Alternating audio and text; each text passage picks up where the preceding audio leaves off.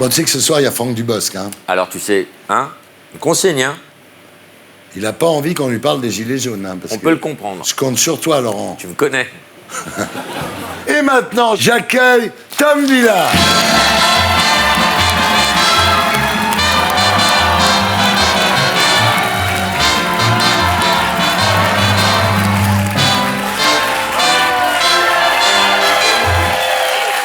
Eh, si on pue de la gueule, dis-le franchement. Hein. Je peux pas parler. Non, mais on en parle après le... On lance le générique? Ah oui, si tu veux, ouais, générique.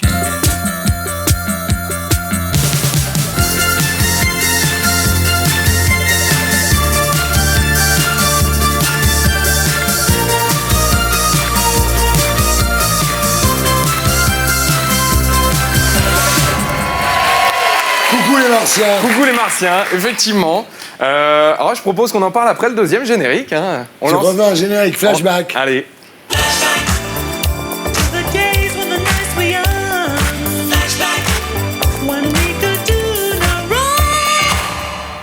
On n'en parle pas. Non, mais si, mais en fait, je suis un peu grippé, donc c'est pour ça, pour pas... Voilà. Ça te va bien. Ouais, c'est gentil. Ça te va mieux quand on voit pas ta gueule. Hein. Ouais, c'est ça, c'est vrai. Bon, j'avais peur qu'on tombe dans les blagues sur le physique et heureusement, on n'y a pas été. Non, pas du tout. On va démarrer ce flashback par un gage, mon gage. Ah oui. La semaine dernière, j'ai voulu jouer contre Laurent Baffy et j'ai perdu. Ça, à la limite, c'est pas grave. Non, t'es pas le premier. Hein. Le problème, c'est que j'avais parié. Alors, moi, mon gage, tu le fais maintenant ou la semaine prochaine? À la semaine prochaine. Je veux que tu embrasses tout le public sur la bouche. Ah, oui. Ah, d'accord. Alors, en période de balance ton porc, moi, je pense qu'il est plus sage de demander au public s'il a envie que je l'embrasse sur la bouche. Moi, je suis chaud, mais j'ai la grippe. C'est faux. La grippe a été éradiquée la semaine dernière. Bah, j'ai un vieux reste. Mais à la limite, tu sais quoi? Regarde, on va faire une petite pause. On en reparle tout à l'heure, si vous voulez. On va y revenir tout à l'heure. Rappelez-vous, avant Thierry, quand Yann Moix remettait ses Moix d'or, c'était ça. C'est l'homme sans. Mais hélas, faut faire avec. Oh là là. Et bien qu'il en porte sa part de responsabilité. Oh là là. Quant aux vieux pneus de chez Michelin, qu'il crève. Oh là là. Mais ça, c'était avant. Ouais. Maintenant, c'est ça. Comment Christophe Castaner, poum poum, Marine Le Pen, Tariq Ramadan, le pape François. Et maintenant, Brigitte Bardot. Ah, et là, on est dans Star Wars, ça fout les jetons. Hein. Il y a un petit côté gangsta. Alors après, loin de moi l'idée de me moquer, Thierry, mais si vous tirez comme ça dans la vraie vie, un coup par terre, un coup à côté, a priori, vous n'allez pas faire de mal à grand monde. Mais...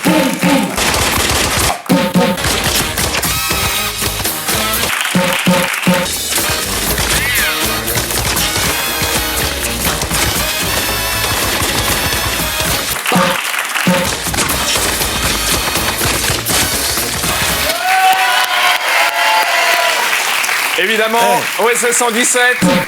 OSS 117, Rio ne répond plus, c'est demain soir sur C8. Ah ouais. Bim, autopromo, un très bon film, on en T'as profite. raison, oui, c'est génial. Allez, depuis la venue de Lara Fabian il y a 15 jours, j'ai l'impression que Thierry, vous avez fait votre outing. Et oui, Thierry est fan de Lara Fabian. Ouais. Et alors?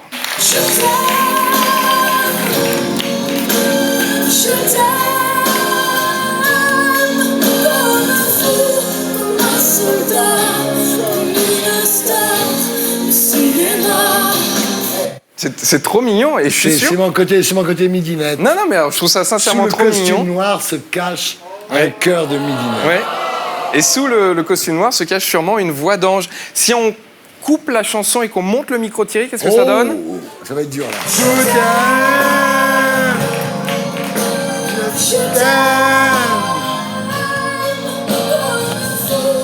Comme un soldat, comme une star de cinéma. Je reconnais que c'est pas terrible. Non, mais c'est une voix d'ange qui a bu du gasoil. Alors, est-ce qu'on peut voir les réactions de nos téléspectateurs en direct là en ce moment, s'il vous plaît?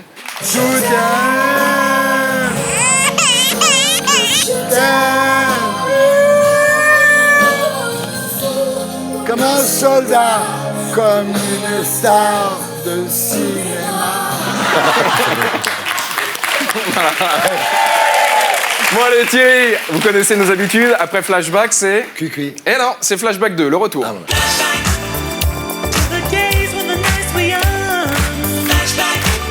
when we could do no wrong. Alors, pourquoi Flashback 2 ? Parce que j'en parle toutes les semaines, ça serait bien qu'on fasse un petit point sur les terriens du dimanche. Oui. Et le gage, on n'en parle plus, c'est fini. On va en reparler. D'accord. Non, parce que les terriens du dimanche, je me moque, souvent je glousse sous couvert que d'être une émission d'actu, ça parle un peu de cul. Et du coup, je me suis dit, je vais regarder une émission entièrement. Et j'ai regardé entièrement dimanche dernier. Et c'est vrai que ça parle beaucoup de cul. Non, la semaine dernière, vous recevez Marlène Schiappa, qui est secrétaire d'État à l'égalité entre les femmes et les hommes.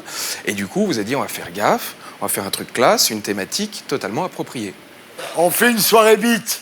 Voilà, ouais, bon, voilà, c'est pas... Oui, non. Pas terrible pour l'égalité des sexes. Hein. Non, moi, ce que j'aime chez Thierry, c'est que quand il y a des invités qui sont venus 20 000 fois en télé. Vous allez recevoir Michael Youn, c'est un habitué des plateaux télé, Alexandra Lamy, Franck Dubosc tout à l'heure, ils connaissent la télé par cœur. Mais il y en a qui viennent faire leur première télé ici, chez Thierry. Et ils arrivent tout timides, ils ont prévenu leur famille, leurs amis. Heureusement, Thierry, il sait les mettre en confiance.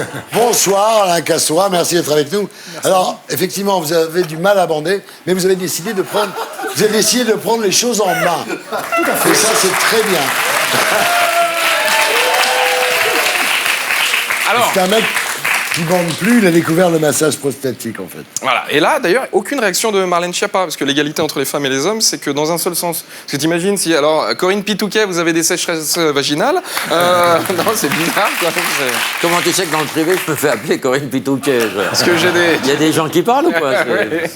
Aucune réaction de la part de Marlène Schiappa, mais heureusement, on sent qu'elle est heureuse d'être venue. Une masseuse à Montreuil qui va vous parler de... qui va vous masser et qui va même vous faire découvrir votre prostate et ses potentialités érogènes. Tout un tas, en fait, d'expériences personnelles très, très approfondies, si j'ose dire. Et pourquoi vous n'avez pas tout de suite opté pour la chimie, le Viagra? Mais qu'est-ce que je fous là, moi? On pouvait se foutre de ma gueule quand j'allais chez Hanouna, mais là, j'ai décroché le pompon. Hein. Entre l'autre qui bande mou et la Garrido qui parle fort, je me suis bien niqué mon dimanche, moi. Bravo. C'est le problème d'être un homme politique et de faire toutes les émissions de télé, c'est qu'il y a un moment, on doit jouer le jeu. Ou alors, on arrête la politique, comme l'a fait Raquel Garrido, qui a décidé de faire de la télé et de faire des débats de fond. Il y a aux États-Unis une hypocrisie qui consiste à placer le petit bout de scotch sur le, sur le téton, le petit bout de scotch rikiki sur la zézette, etc. pour dire Zarma, je suis pas tout nu. Mais vas-y, fous-toi tout nu, fous-toi tout nu, qu'on n'en parle attendez, plus. on vient de vivre un grand moment. Chez les Garrido-Corbière, on appelle ça la zézette.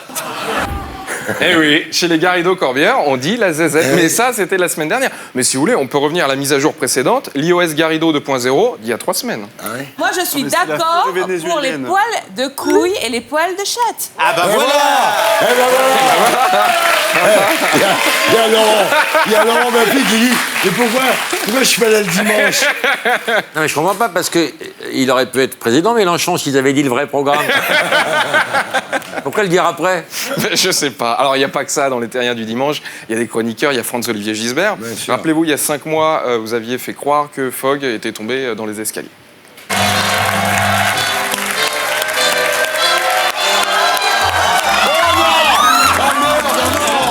Oh putain! Oh non! Ça va? Ça va? Mais c'était un canular. Oui. Mais non, mais attends. Oui. Il n'y a pas un droit au César ou aux Oscars? On peut revoir la réaction de Ben Laden. De qui?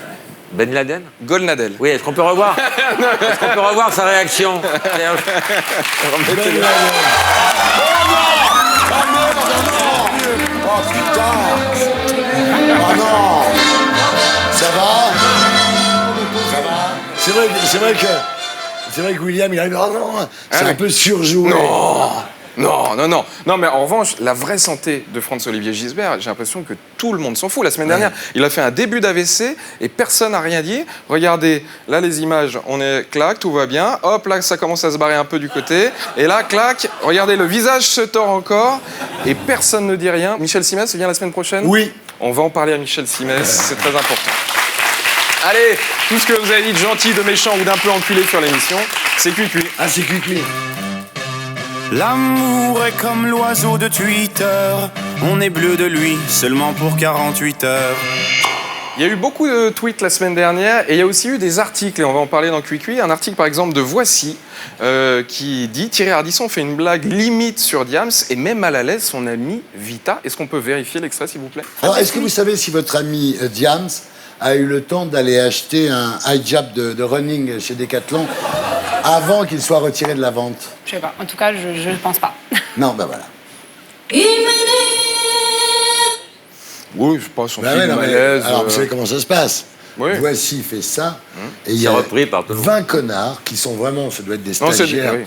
des stagiaires qui ont 18 ans, j'imagine, enfin j'espère, qui sont pas payés surtout, qui recopient carrément le truc, tu vois, c'est pitoyable, franchement. Non, c'était pas vraiment un malaise. Si à la limite, tiens, si vous voulez vraiment voir ce que ça aurait été un malaise, Ouais, regardez. ouais. Alors, est-ce que vous savez si votre ami Diams a eu le temps d'aller acheter un hijab de running chez Decathlon avant qu'il soit retiré de la vente? Je sais pas. En tout cas, je ne pense pas. Non, ben voilà. Ah, là, il y aurait peut-être eu un petit malaise, éventuellement, mais... Non, mais... Avouez quand même qu'on vit une drôle d'époque où ce qui a fait le buzz les 3 premiers jours de la semaine, plus l'émission de Cyril Hanouna, c'est cette histoire de Diams. Enfin, franchement, dans quel monde on vit? Non, c'est bizarre. Qu'il y ait des C'est comme scandales, ici quoi. Paris, ils n'ont rien. Alors, C'est ici Paris, ils créent des trucs, quoi. Non, mais alors, ou alors, il faut créer, mais vraiment. Vraiment. Regardez, si on crée, si on fait un vrai truc qui aurait vraiment pu se passer la semaine dernière. Après Nolwenn Leroy, Baffy s'en prend à Alban Ivanov en lui mettant des doigts. Voilà. Ou même une autre possibilité, Laurent Baffy reconnaît enfin avoir un micro-pénis. Et voilà, ça c'est... c'est 2 infos que tu dévoiles sur moi. Pardon Corinne. Corinne Excuse-moi Corinne. Revenons à Vita. Il y a eu un petit tweet la semaine dernière de Bernard. Elle n'a pas un problème aux yeux, Vita.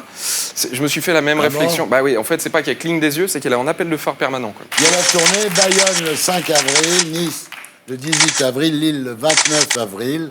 Faites simplement attention, Vita, à votre bilan carbone. Oui, on va revenir au gage que m'a donné Laurent Ouais. la semaine dernière où Enfin. où je dois embrasser tout le public. Il y a eu des petits tweets. Ils sont trop bons, Laurent Baffy et Tom Villa, ce jeu. J'irai peut-être dans le public samedi prochain. Est-ce que Joss64 est là? Ok, dommage. Un autre tweet. Voilà, je vais être dans le public de la semaine prochaine. Nini, Stéphanie? Nini, t'es là, chérie? Non. Ok, bon, c'est pas grave. Bon, bah, c'est le moment. Allez, on y va. C'est parti. Ah, tu y vas? Allez, bah oui. Ah merde. Ouais. Ah bah c'est l'alarme incendie, Thierry. Ah merde. Ah merde. Ah ouais, là, ils se barrent tous, là. Attendez, bah, Mais restez! Mais pourquoi vous partez? c'est l'alarme incendie, Thierry. Il va vous embrasser! Bon, écoute, Tom, à la semaine prochaine. Bah ouais, ouais. Qu'est-ce que C'est tu veux incroyable que ça se déclenche maintenant. Ouais. C'est fou. Et nous j'étais là, j'ai rien fait. On se retrouve après la pub pour l'Interview avec Edoui Plenel. À tout de suite. Salut les terriens du samedi. Avec nous ce soir, elle enchaîne les succès. Elle a plus d'appétit qu'un barracuda. Alexandra Lamy. La moustache qui fait trembler la 5e République, Edoui Plenel. Il porte le slip de bain comme personne, un peu moins bien le gilet jaune, Franck Dubosc.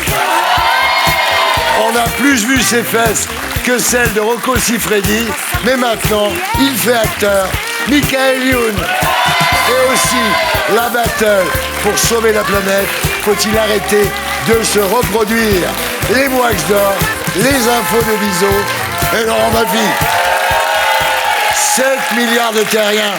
Et c'est lui que j'ai choisi pour l'Hardiview ce soir.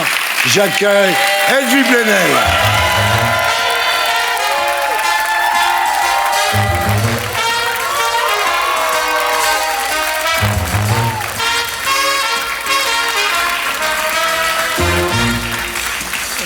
Edoui Plenel, bonsoir. Bonsoir.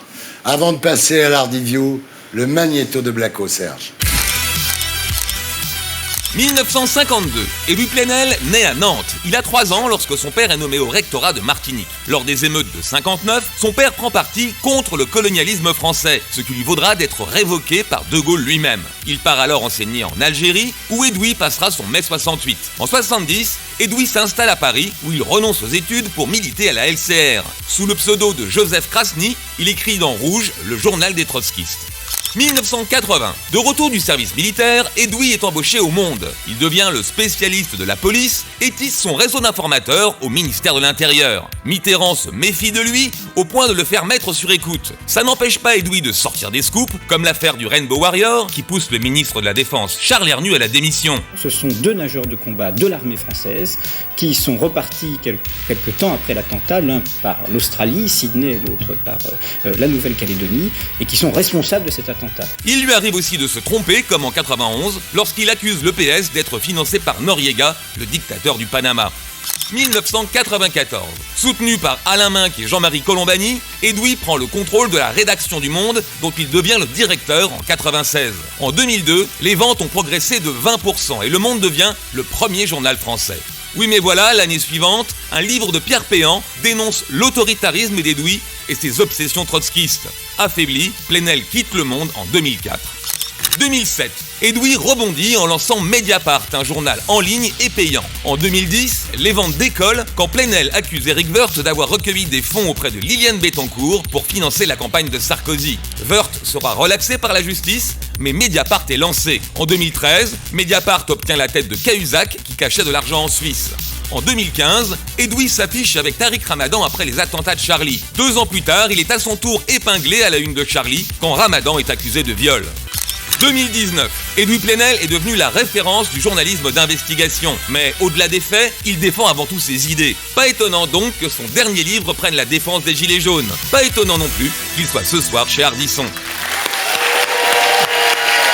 Un commentaire sur ce sujet de Blacko, non? Oui, c'est comme toujours, il y a la légende noire du complot trotskiste, et puis il y a le chevalier blanc de l'investigation. Alors je préfère le chevalier blanc. D'accord. Et tout de suite, on passe à la grande interview de la semaine, l'Ardivio.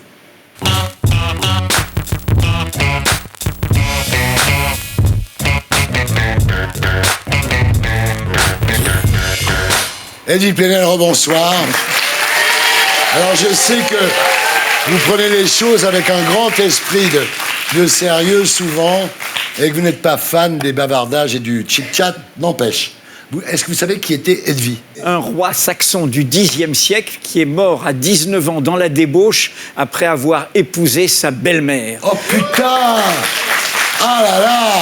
Alors, je n'y suis pour rien, il était surnommé, d'après l'Encyclopédia Britannica, The Beautiful, mais je n'y suis pour rien. Ah, d'accord. Bravo! Alors effectivement, mort à 19 ans dans la débauche, après avoir épousé sa belle-mère, on dirait un titre de La Voix du Nord, un peu. Alors, c'est pour ça que c'est pas un saint. Il y a un saint Édouine, ça c'est un roi du VIe siècle, mais quand mes parents ont déclaré à l'état civil, ils ont voulu que je m'appelle Edoui, mais il fallait un saint dans le calendrier, et Edoui, c'est pas un saint, et on était moins tolérants qu'aujourd'hui, donc je m'appelle officiellement Hervé Edoui. Ah, et bien c'est un scoop. Et en fait, vos parents vous ont appelé comme ça à cause d'un ami à eux qui s'appelait Edoui Lee. Un Américain. Un Américain, voilà. Connu aux États-Unis après-guerre. Je vois que je n'arrive pas à vous surprendre. Bravo, bravo. Vous savez combien il y a eu d'Edoui en France depuis 10 ans? Ah non. Il y en a eu 3. C'est vraiment pas un prénom qui est très distribué, mais bon. Pourtant, c'est bien. Voilà. C'est sympa, alors, ça sonne bien, non? Oui, j'aime beaucoup Edoui. Et vous avez remarqué que ce soir, on ne parle pas de la moustache. Pour une fois.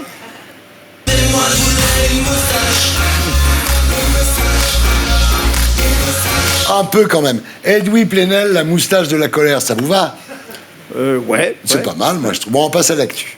Alors, vous n'avez pas l'air traumatisé par le saccage du Fouquet's? Non. Le Fouquet's, ça se répare. Bon, c'est dommage pour les salariés qui pendant un moment, sont à pied sans travail. Bien sûr, comme bien sûr. le kiosque à journaux, évidemment, pour la vendeuse de journaux. Mais 22 éborgnés, 5 mains arrachées et une femme décédée. Vous savez, on répare les biens, les immeubles, les cafés, etc.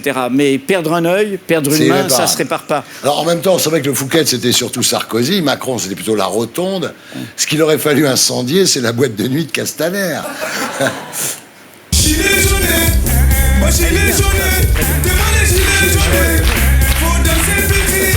Alors, Edoui Plenel, vous publiez La Victoire des Vaincus aux éditions La Découverte, un livre qui documente le travail de Mediapart sur le mouvement des Gilets jaunes. La seule déception, c'est qu'on s'attendait à un pavé, mais bon. Vous dites réduire les Gilets jaunes aux violences des samedis est évidemment une caricature.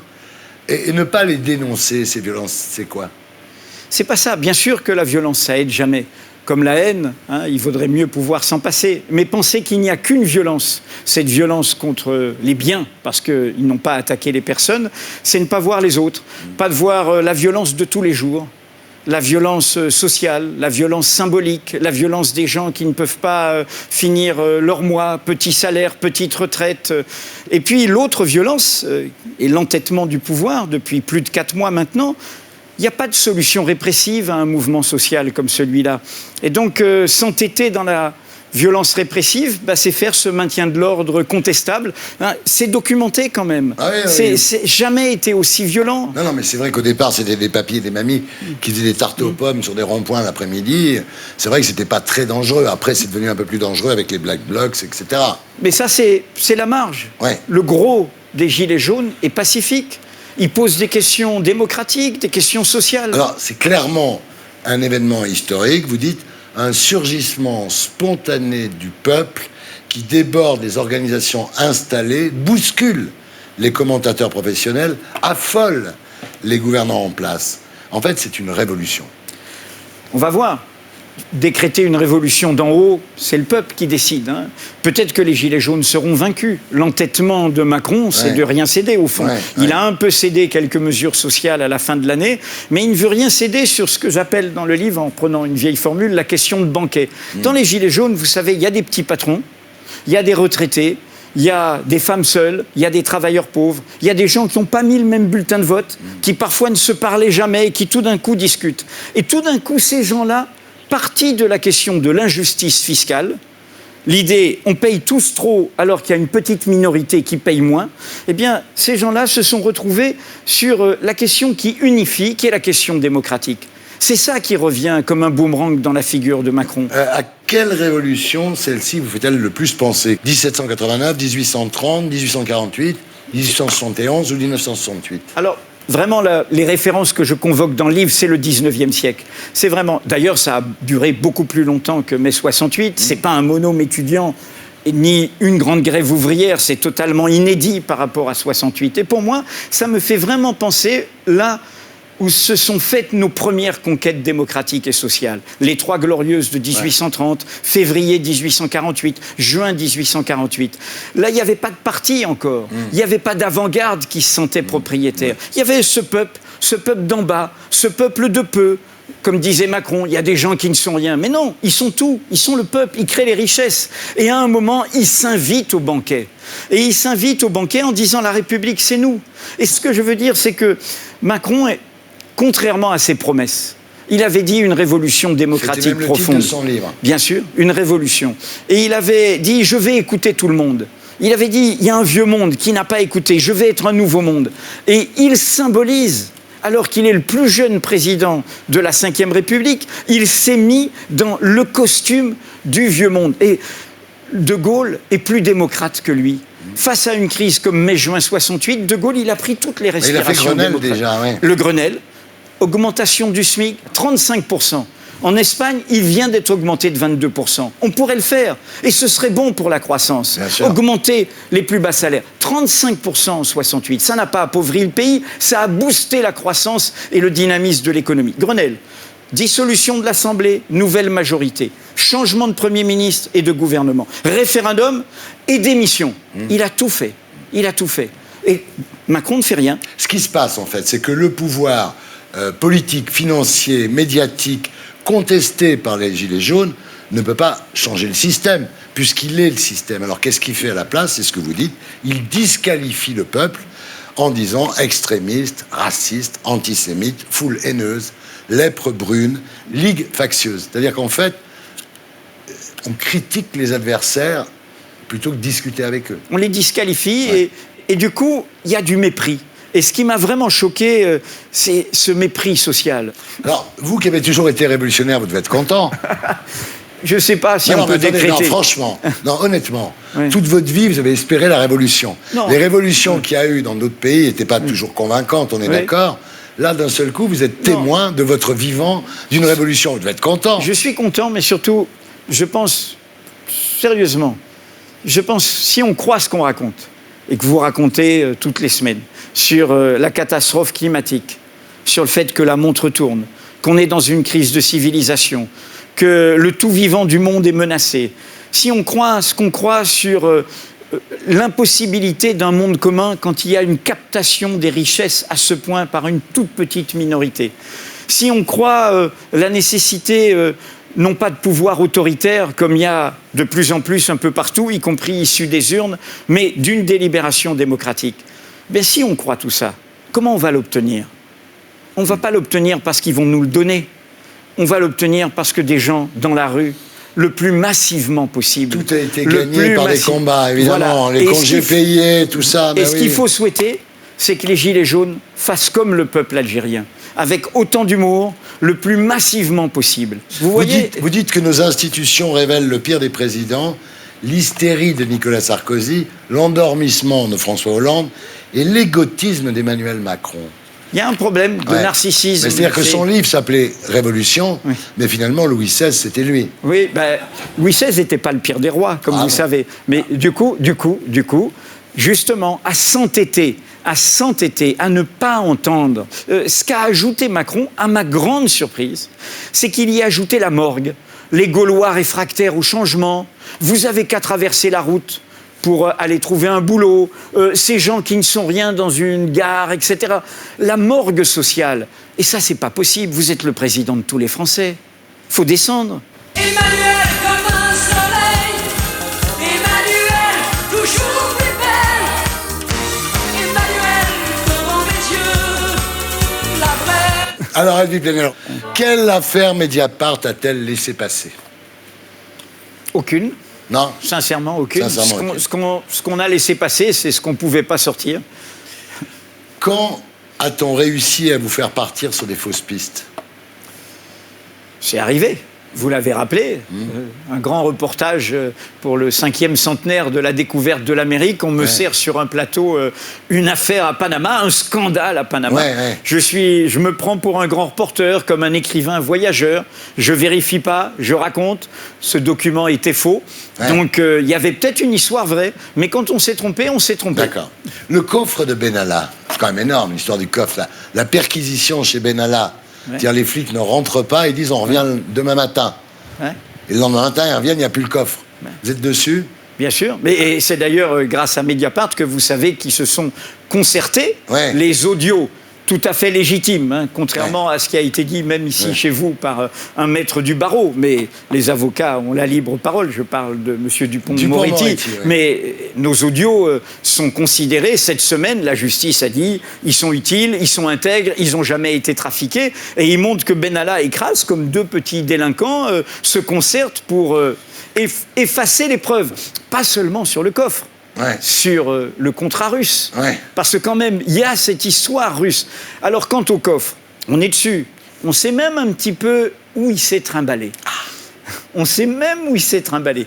La question, c'est qu'on ne sort pas tout quand tout n'est pas prêt. D'habitude, dans une enquête, on sait ce qu'on cherche. Par exemple, je prends Sarkozy et la Libye. On avait compris. On cherchait les preuves, on cherchait le puzzle de ce financement libyen et on l'a montré. Mais là, c'est très différent. On voit qu'à notre grande surprise, Benalla, au lieu d'être jeté ni une ni deux dès le lendemain des violences volontaires, est soutenu par la présidence de la République, y compris par tout l'entourage de Macron. Alors, pourquoi? Eh bien voilà. Eh bien, c'est ça qu'on ne sait pas. C'est le nœud de l'affaire. C'est ça qu'on ne sait pas. Pourquoi Macron soutient-il ou a-t-il soutenu Il soutient encore. Regardez, quand il y a eu les décisions du Sénat, le Sénat fait son travail.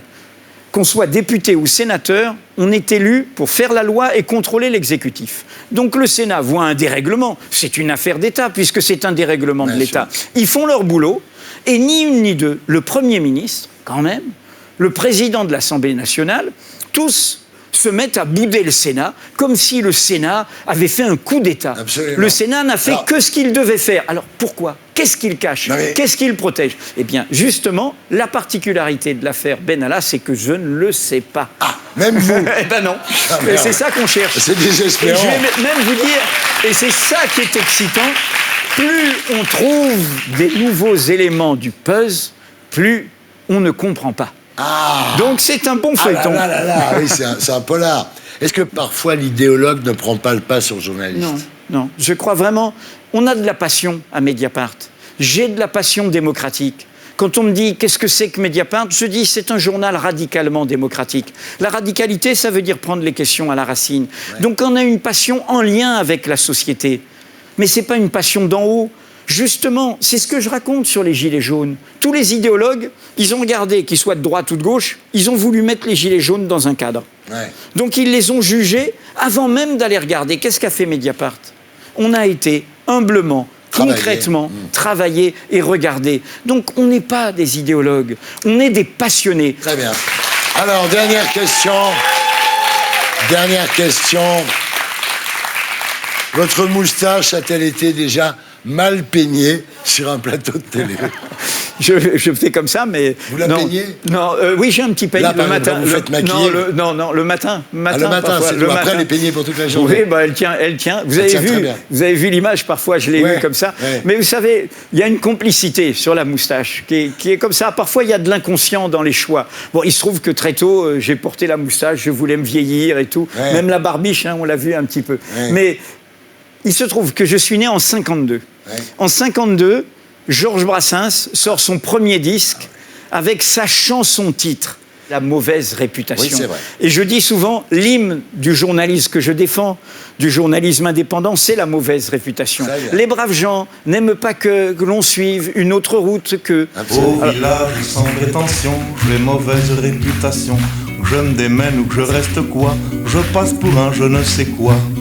Je ne fais pourtant de tort à personne en suivant mon chemin de petit bonhomme. Mais les braves gens n'aiment pas que l'on suive une autre route que... Merci.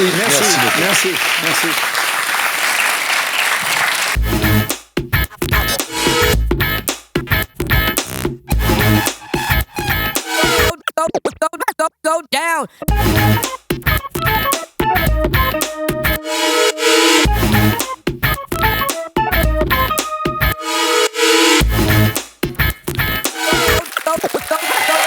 Salut les Canadiens du samedi, bienvenue dans l'émission qui vous aide à vous faire votre Panthéon. J'accueille Yann Moix.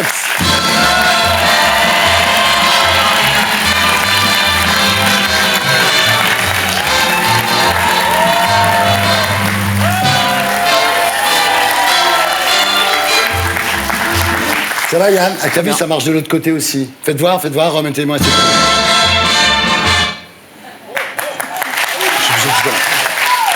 Ça marche avec les deux mains. Ça va? Très bien. Alors, donc vous décernerez vos Moix d'or, les récompenses qui peuvent faire mal tout à l'heure. C'est quoi le thème de la semaine? Les contresens, contre-coups, contre-temps. Mais d'abord, c'est l'heure de la battle.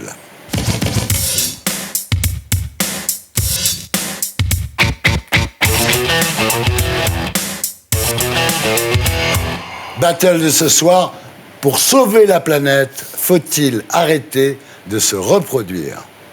Avec Brigitte Bardot, Thérèse Argot, Laure Noaillat et Antoine Bueno.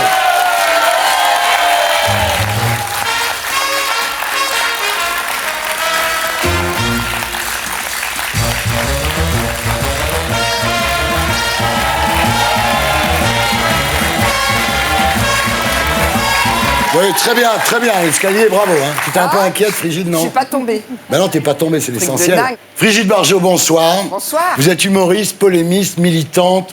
Votre dernier livre, signé de votre vrai nom, Virginie Tellène, s'intitule L'humain plus fort que le marché. Absolument. Et il est paru chez Salvatore Éditions. Bienvenue parmi nous. Merci. Thérèse Argot, bonsoir. Vous êtes sexologue. Eh oui. Et votre dernier livre, Aime et ce que tu veux, fais-le. Regard croisé sur l'Église et la sexualité, est paru chez Albin Michel. Bienvenue parmi nous. Laure Noaillat, bonsoir. Alors, vous êtes journaliste indépendante, militante de la décroissance, et votre dernier livre, Lettre ouverte à celles qui n'ont pas encore d'enfants, est paru chez Plomb. Bienvenue parmi nous. Antoine Bueno. Bonsoir. Vous êtes essayiste, chargé de mission au Sénat, et vous publiez Permis de procréer chez Albin Michel. Bienvenue parmi nous. Donc tout le monde est là, mais d'abord, l'édito de Blacko, Magnéto Serge.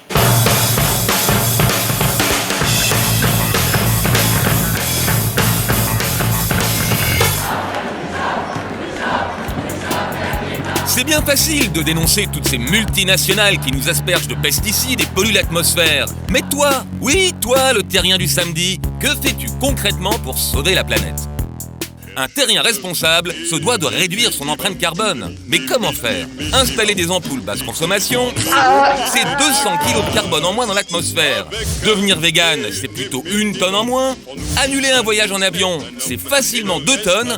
Et renoncer à sa bagnole, ça peut aller jusqu'à 5 tonnes de CO2 en moins dans l'atmosphère. Mais la pire des pollutions, c'est la naissance d'un bébé.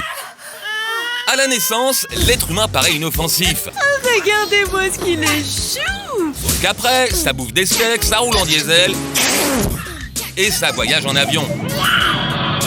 Résultat, un enfant qui naît dans un pays occidental, c'est en moyenne 70 tonnes de carbone déversées chaque année dans l'atmosphère. Qu'est-ce qu'il est moche! Autant dire qu'avec 750 000 naissances l'an dernier, la France a bien plombé le climat.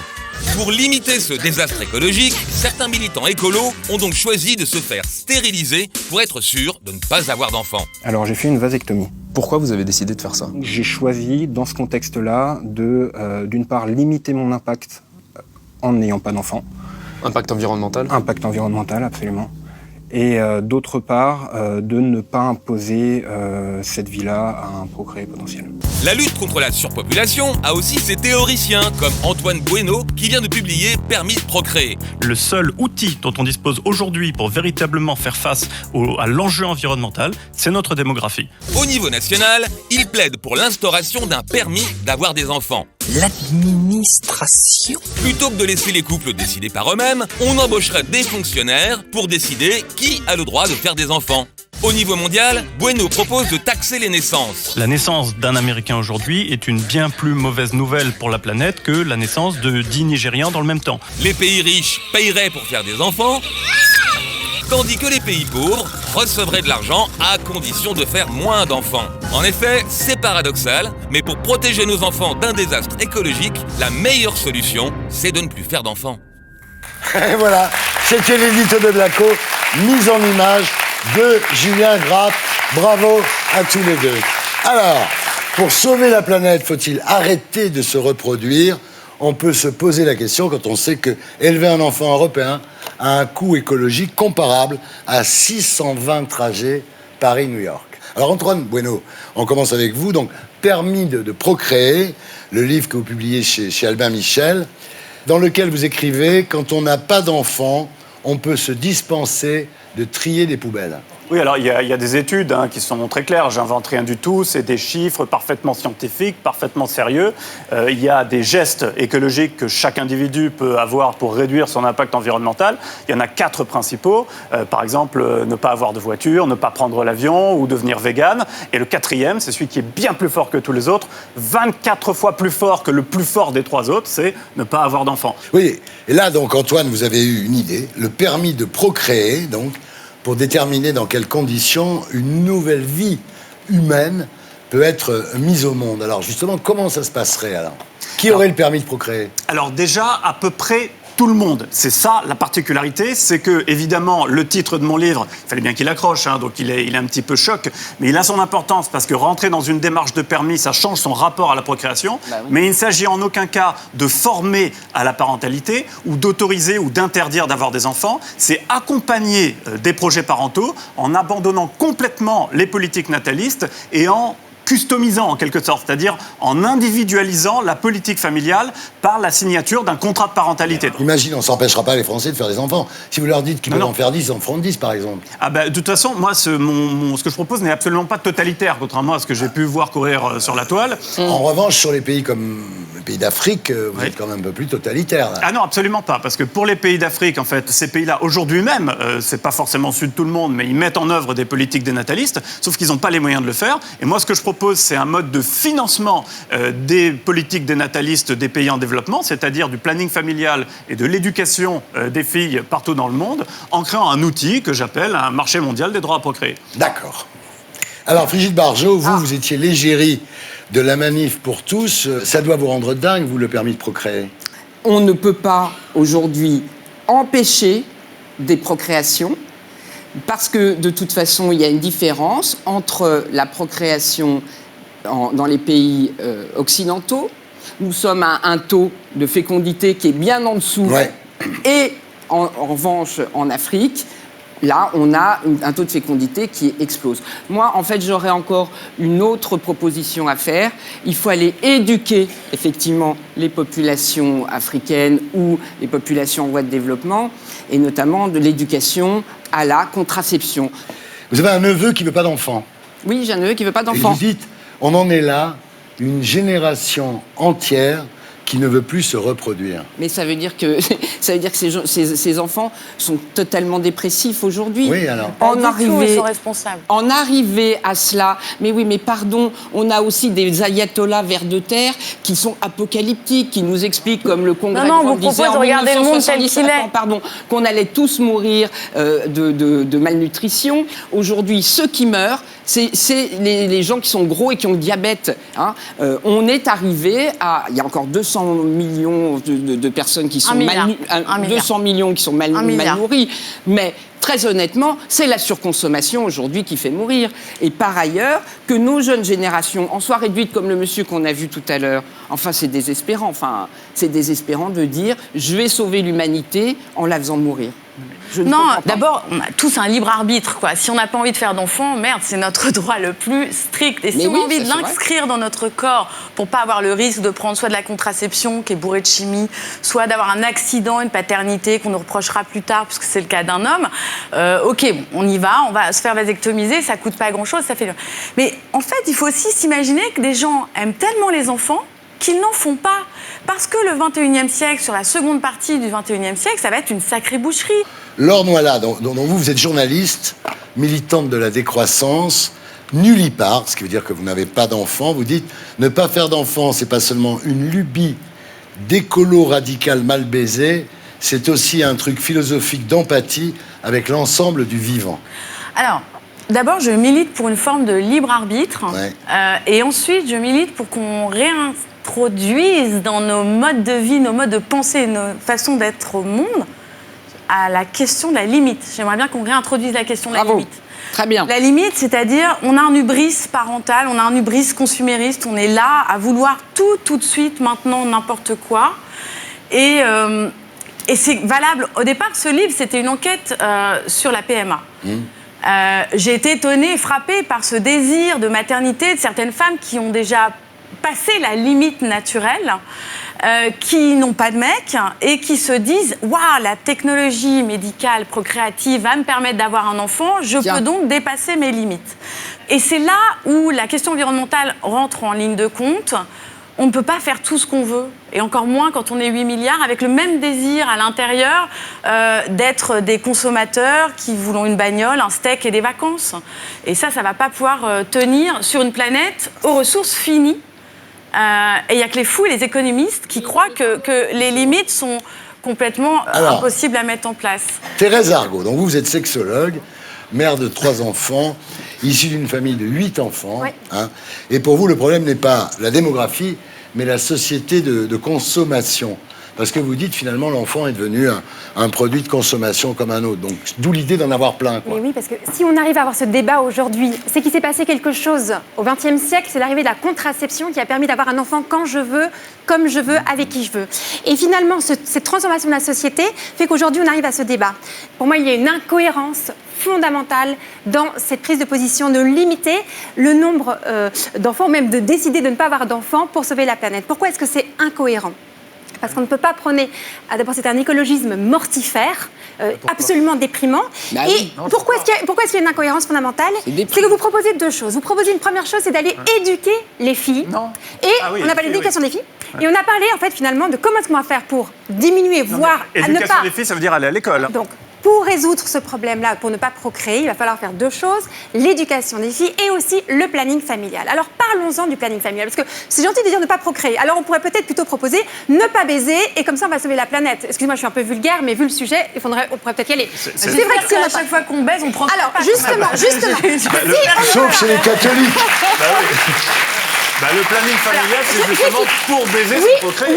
Oui. Alors, si Pas seulement. on veut avoir des relations sexuelles et qu'on ne veut pas procréer, il va falloir, et ce qui est proposé aujourd'hui, c'est quoi?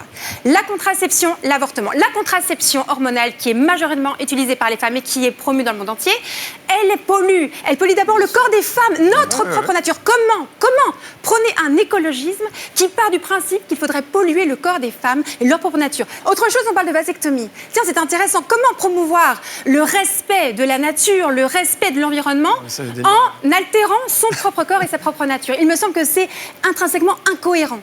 Donc, troisième voie, une autre solution que je prône depuis toujours et que je pratique depuis toujours, c'est une régulation naturelle des naissances. Pourquoi naturelle? Ça veut dire que c'est basé sur la connaissance que les femmes ont de leur propre cycle, la connaissance qu'on a de la fertilité masculine et d'adapter sa sexualité au cycle féminin. Donc une alternative naturelle à la régulation des naissances. C'est le retour de la méthode de Gino, ça. Exactement, non. Pourquoi? Parce que nous sommes en 2019, qu'il existe en 2019 des alternatives naturelles qui ne sont pas connues. Pourquoi?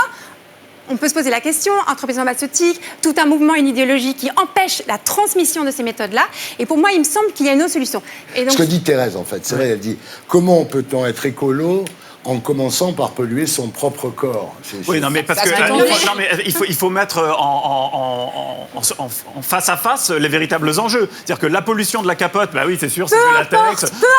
La pollution des hormones, c'est sûr, c'est très polluant. Mais à côté de ça, il y a l'effondrement de la biodiversité, il y a une augmentation de la température de 5 degrés. Je n'ai pas dit qu'il fallait avoir plein d'enfants, je dis qu'il fallait réguler, mais de manière... Les enjeux sont délirants. C'est comme quand Frigide nous disait, ici, on n'a pas assez d'enfants en Europe, il faut financer...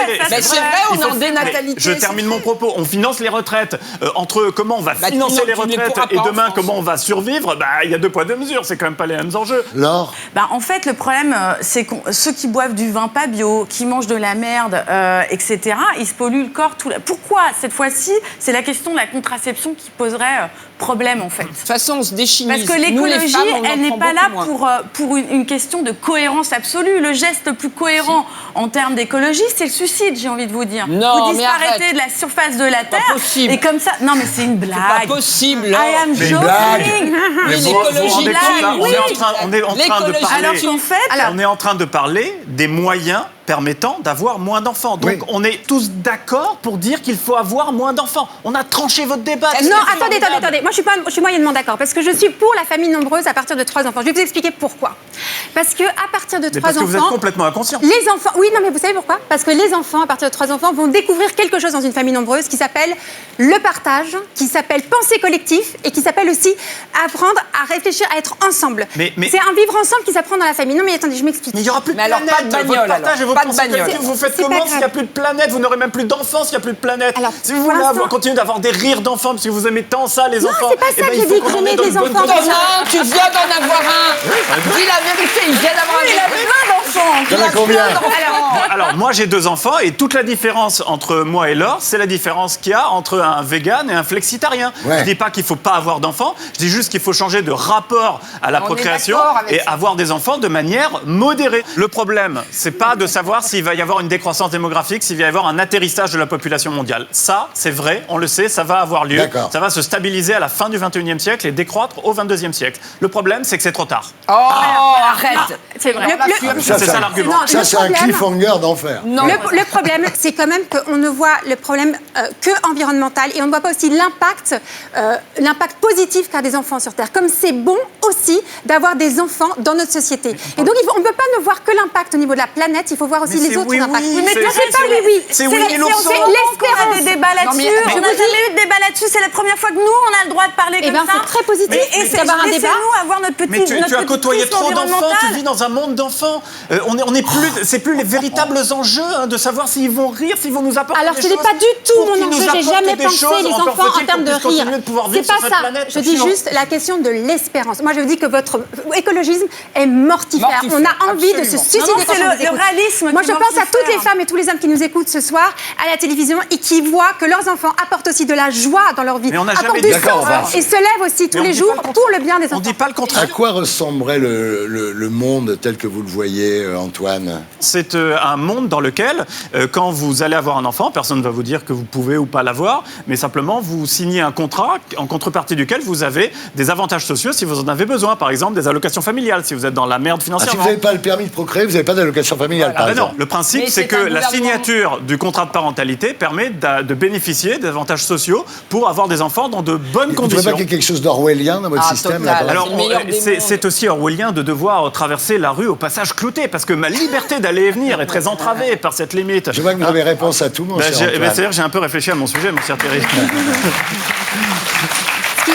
Ce qui est essentiel, parce que moi je pense d'abord à tous les enfants peut-être qui vont voir ce débat et te dire mais moi, mon existence pollue la planète, mais c'est culpabilisant ce débat. Ce soir, je vais rentrer voir mes enfants, je dis maman, vous avez débattu de quoi à la télévision? Le fait que ton existence abîme la planète, mon chéri. oui. Non, c'est pas ton existence qui abîme la planète, c'est la façon dont tu vis ton existence. C'est la façon dont on t'éduque. Les deux qui vont ensemble. Comment éduquons-nous nos enfants? Et moi, je crois profondément à l'éducation des enfants, c'est-à-dire changer leur façon de consommer, leur façon d'être en rapport au monde. Et c'est là qu'on arrivera à changer les choses. Et je crois beaucoup que ce sont nos enfants qui vont sauver la planète. Et donc il faut les nos faire. enfants, il faut les faire parce Voilà, qu'ils vont il être faut les acteurs faire. de changement. D'accord, bon, alors maintenant, Bravo. now and now, Faites des enfants. ladies and Faites gentlemen, des enfants. Yann. Alors, depuis que je fais cette émission, j'aurais entendu des inepties, Thierry. Ouais. Je crois que là, on bat le record absolu, total. Et je dirais d'abord que la présence au monde, Thierry, c'est quelque chose qui a lieu hic et nunc, ici et maintenant. Je me méfie toujours des individus qui préfèrent le bonheur pour les autres dans 10 000 ans que le leur tout de suite sur la planète. C'est quelque chose qui m'est absolument étranger et qui me fait penser à quelque chose d'extrêmement morbide. On met toujours la morbidité du côté du passé, Ouais. le côté mortifère, des choses qui sont abolies, qui n'existent plus, des gens qui sont morbidement repliés vers ce qui est mort. Je crois qu'il y a une morbidité de l'avenir, car l'avenir n'existe pas. Et les gens qui sont tournés vers quelque chose qui n'existe pas, qu'il soit passé ou à venir, me sont pour moi des êtres totalement absents au monde. Et je crois que l'avenir est une poubelle, parce qu'on met ce qu'on veut dedans. On met les projets, les futures vacances à être tard, les enfants qu'on a ou qu'on n'aura pas. Et je ne vois pas en quoi une arrogance du présent ferait en sorte qu'on est supérieur à ceux qui ne sont pas encore nés. Et il y a une révolution copernicienne qui est en train d'avoir lieu aujourd'hui, et c'est le vrai problème de ce débat. Pourquoi est-ce que la nature serait plus importante que l'homme? Pourquoi est-ce que la nature ne serait pas simplement un réceptacle dans lequel l'homme a droit de citer? Et la nature n'est Vous avez peut-être pas que l'impression que l'homme a la une nature, super droit de citer la sur nature, la la nature, là, jusqu'à nature. présent. S'il n'y a plus la nature, il n'y a plus l'homme. Il n'y a plus Non, mais l'homme. Enfin, c'est la même chose. La La nature. distinction, elle est obsolète. Non, la nature est une invention de la culture. Il n'y a pas l'idée qu'il y aurait une nature indépendante de l'homme n'a absolument aucun sens. Ce qui est à changer, c'est pas de créer une sorte de décor parfait dans lequel l'homme pourrait être heureux et évoluer. C'est le lien entre la nature et l'homme à l'instant où on parle, dans l'instant présent. Si vous voulez, le fait qu'il y aurait une nature totalement indépendante de l'activité humaine fait que, Elle est pas avec des indépendante, raisonnements on comme le n'arrête vôtre, pas pour d'écraser que la les nature. êtres continuent à pousser, que les poissons puissent continuer Vous en avez besoin à bagnoder, de l'ère des êtres, il Monsieur faudrait simplement que l'homme ne soit pas là. C'est-à-dire que dans votre vision de l'homme, qu'il soit plus respectueux. dans votre Vous êtes vision, à côté de la plaque, dans c'est votre dingue. vision de l'homme, et merci de ne pas prendre les limites de votre esprit pour celle de l'esprit humain, il y a dans votre vision de l'homme quelque chose qui me déplaît profondément. C'est que à chaque fois que vous défendez la planète, on sent bien qu'une entité vous dérange, une entité est superfétatoire, une entité vous gêne. C'est l'homme lui-même. Et si l'homme a son destin, c'est que l'homme, effectivement, a une pulsion de mort que vous semblez oublier, qu'effectivement, l'homme a peut-être une fonction qui est de se détruire et de s'abolir, et laissez-le se détruire tranquillement, et la planète, tant pis pour elle. Et si les enfants vous gênent, ceux à présent qui sont sur Terre ne vous dérangent pas, mais ceux qui sont à venir, manifestement, vous incommodent, vous pouvez effectivement vous mettre un flingue sur la tempe, vous supprimer et laisser la place aux autres. Oh là là. C'est dur. Ouais. Voilà. Brigitte Bardot, Thérèse Argot, Laure Voilà, Antoine Bueno, merci d'avoir été avec nous. Et maintenant, c'est l'heure des récompenses qui peuvent faire mal, les Moix d'or.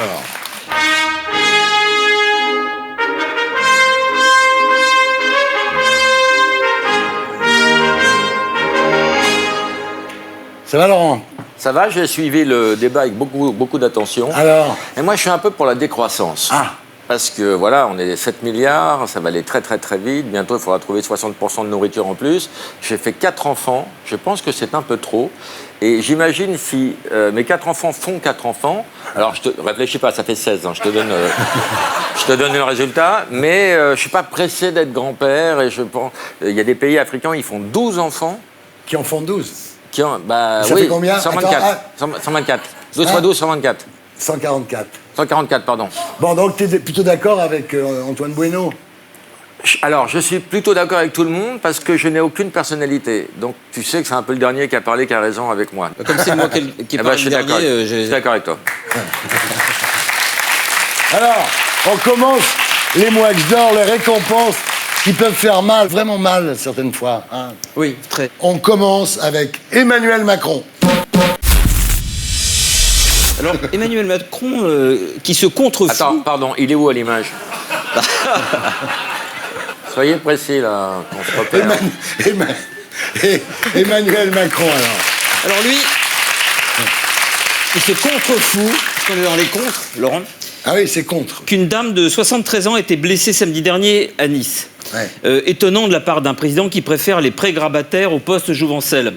Macron a suggéré qu'elle n'aurait pas dû se trouver là. J'aimerais lui retourner le compliment. Une vieille dame qui manifeste parce qu'elle n'a pas de quoi vivre est davantage à sa place, à mon avis, qu'un président de la République sur les pistes de ski quand Paris est en train de brûler. Macron est un génie. Il parvient à la fois à être dans la posture et dans l'imposture. Il est trop jeune pour comprendre les vieux et trop vert pour comprendre les jaunes. Oh là là! Netflix. Moixeur du contre-pied. Netflix fait fi des accusations de plagiat à l'encontre de Gad Elmaleh et il lui a commandé une série comique, Huge in France. Alors, c'est un peu comme si Benalla prenait un abonnement à Mediapart. Hein.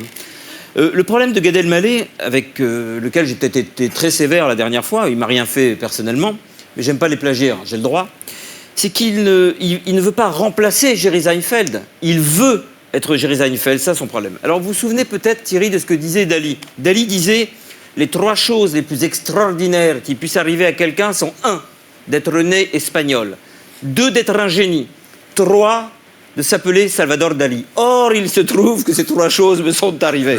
Alors, Gad Elmaleh, pour dire la même chose, avec Jerry Seinfeld, le problème de Gad Elmaleh, c'est qu'il n'est pas américain, mais il est français. C'est pas un génie, il a seulement du talent. Et il ne s'appelle pas Jerry Seinfeld, mais il s'appelle seulement Gad Elmaleh.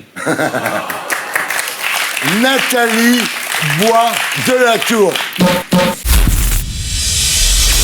C'est la présidente de la Ligue nationale de football. Alors, elle a dit dans une interview que les chants homophobes, alors par exemple, je sais pas, comme PD d'arbitre ou Ois l'enculé, par exemple, hein, font partie du folklore du football.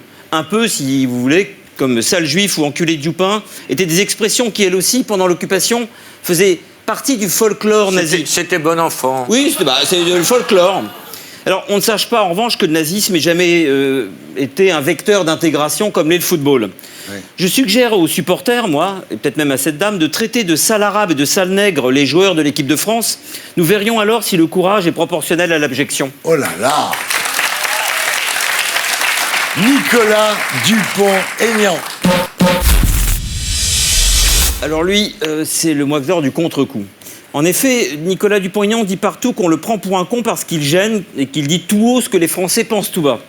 Le contre-coup de tout ça, c'est qu'il ne sait plus où il en est et fait des fausses citations à tire-larigot. Sur Europe 1 notamment, il a cru citer Gandhi en disant, je cite, « Au début, ils vous ignorent, ensuite ils se moquent de vous, après ils vous combattent ». Hélas, la phrase n'est pas de Gandhi, mais du leader socialiste Nicolas Klein. Les rois avaient besoin de bouffons, manifestement la République aussi. Alors, Dupont-Aignan pousse comme un champignon entre les orteils du cadavre de De Gaulle, depuis des années, hein, et il se prétend gaulliste, mais dès qu'il ouvre la bouche, on a l'impression qu'il cite Pétain. C'est ça son vice de forme. Le bonheur c'est quand vos actes sont en accord avec vos paroles. Ça, c'est vraiment une citation de Gandhi. Alors que M. Dupont-Aignan rejoigne une bonne fois pour toutes le Rassemblement national au lieu de se punaiser lui-même comme un Christ raté sur la croix de Lorraine. Dupont-Aignan, l'homme qui se diffame tout seul quand il se cite. Bravo. Yacine Bellatar. Moi, Xor du contre-jour. Yacine Bellatar a dit, alors je ne connais pas l'affaire dans les détails, je ne veux pas m'en mêler, il y a une présomption d'innocence, mais enfin, il a dit que je menace des gens, c'est un fait, parce que vous savez qu'il a été accusé de menace de mort. Que je menace des gens, c'est un fait. Il y a plein de gens qui en menacent d'autres. Mais moi, je ne suis jamais passé à l'acte. Ouais. Alors, n'est-ce pas, mon cher Thierry, le propre de la menace que de ne pas passer à l'acte? C'est une question que je pose aux téléspectateurs. Dans la menace, il y a non seulement la promesse de l'acte, mais la sensation de son imminence. Celui qui est menacé n'est pas soustrait à l'acte, il n'est pas épargné par l'acte. Il vit dans un monde où l'acte est sans arrêt en passe de pouvoir advenir. Et c'est pourquoi la menace est malgré tout un acte. La crainte perpétuelle de prendre un coup à chaque seconde, ou de se faire tuer à chaque seconde, est un coup en soi. C'est un crime en soi. Avoir peur sans arrêt n'est peut-être pas la mort, mais c'est pas une vie. Ce n'est pas commettre le crime qu'on promet, c'est le commettre à l'envers. C'est ça la menace. Bon, en fait, je vais arrêter ma cuistrerie. La seule chose qu'on risque avec Yacine Bellatar, c'est peut-être de mourir, mais certainement pas de rire. Christian Quesada. Alors lui, je lui donne le Max d'or de la contre-enquête. Vous savez que c'est le plus grand gagnant de l'histoire des jeux télé. Ouais, il a gagné 800 000 euros avec Reichmann. Hein. Il est passé du des Kinder Bueno. Ouais. Il est passé du RSA à l'ISF, le type. Ouais, ouais. Alors son autobiographie, d'ailleurs, s'est vendue comme des petits pains. Et sa vie allait faire bientôt l'objet d'un film. Mais il a été arrêté récemment pour détention d'images pédopornographiques. Alors, je ne m'inquiète pas tellement pour son avenir, Thierry, parce qu'il paraît que la chaîne Gulli lui a proposé de présenter le journal du Hard. Voilà, Yann, merci. À la semaine prochaine. Merci beaucoup. On se retrouve après la pub pour la suite du Terrien du samedi. À tout de suite.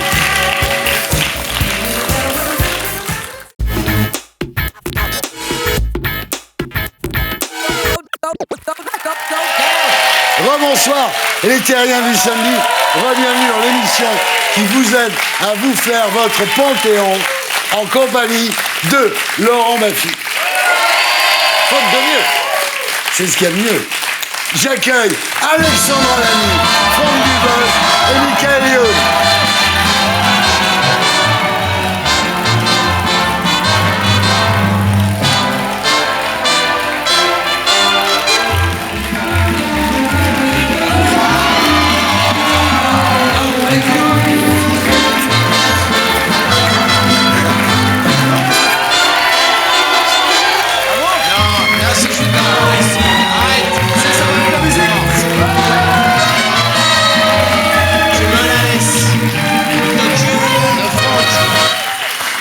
Ah, il est fatigant.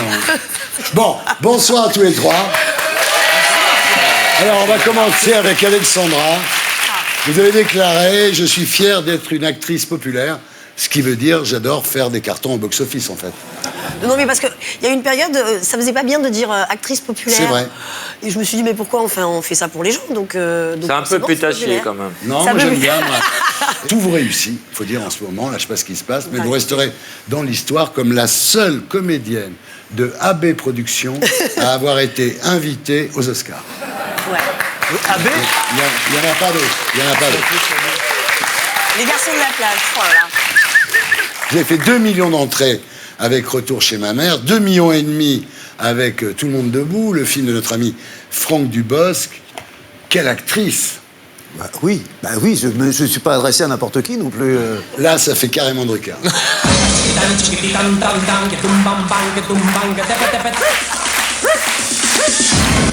Franck, oui, quelle actrice! Mais quelle actrice, quelle camarade, quelle... Oui, c'est formidable. Oui, elle est C'est Drucker. En fait, il n'a pas son chien. Si, mais les chiens de Drucker, il faut le savoir, se branlent sur les cuisses des invités. Alors, c'est pas monté, bien sûr, mais ça arrive très souvent. Lui est bien monté, par contre. Bien. Drucker. Non, Ah le bon, chien. ouais. Oui, peut-être, j'en sais rien, je ne sais pas. Bien. Non. Franck, oui, c'est une quelle actrice. C'est une extraordinaire. C'est la meilleure. Mais c'est une excellente actrice et c'est surtout aussi une excellente camarade de jeu, ce qui compte, c'est important. C'est bon. Et puis c'est une Ferrari, hein. C'est vraiment. Ah ouais. Oui, c'est Michael, Michael, quelle actrice. Oui, elle est formidable. Et puis c'est surtout une incroyable camarade de jeu. Voilà, très bien. Voilà. Non. Alors, ce qu'il faut dire quand même, c'est que vous réussissez très bien. Vous avez beaucoup de succès, mais aussi beaucoup d'abnégation. Regardez, le samedi soir, chez Alexandra Lamy. Oui, on se donne du mal pour être belle, hein, quand même. Hein, Attendez. hein. C'est Ah, Saturday Mask Fever. Ouais. Hein. Il y a aussi des soirées blondes. Ah oui.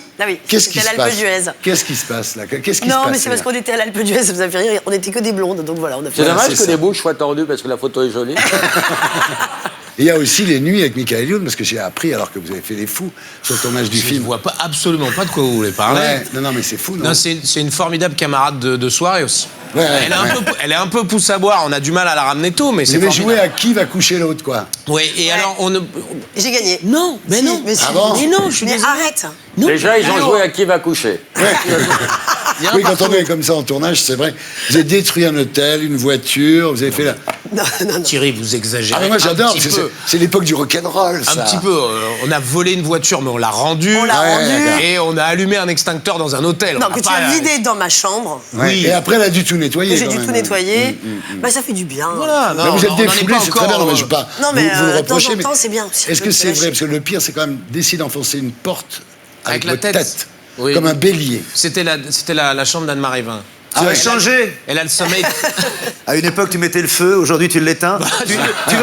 Tu t'es assagi. Oui, je me suis embourgeoisé, ça c'est clair. Alors, Franck Dubosc, rebonsoir. Bonsoir. Vous êtes ici pour nous parler de votre nouveau spectacle 50-50. On y viendra tout à l'heure. Mais d'abord, il y a un scoop. Vous arrêtez les slips de bain, c'est vrai? Vous, Patrick Chirac? C'est plutôt les slips de bain qui m'arrêtent parce que.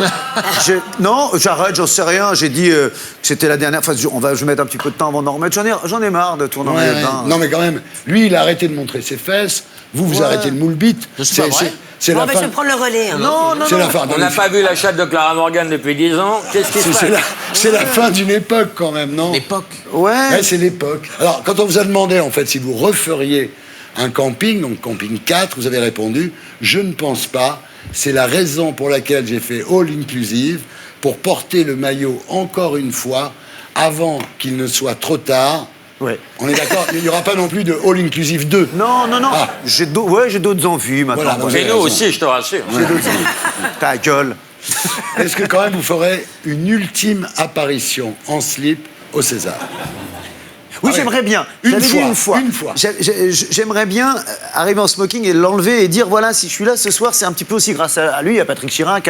Maintenant, je pense que j'oserais même pas le faire parce que je me dirais oh merde, prends ce moment au sérieux quand même, va pas se faire la balle. On a des grandes gueules, mais. Alors, il y a un an, vous étiez sur ce plateau.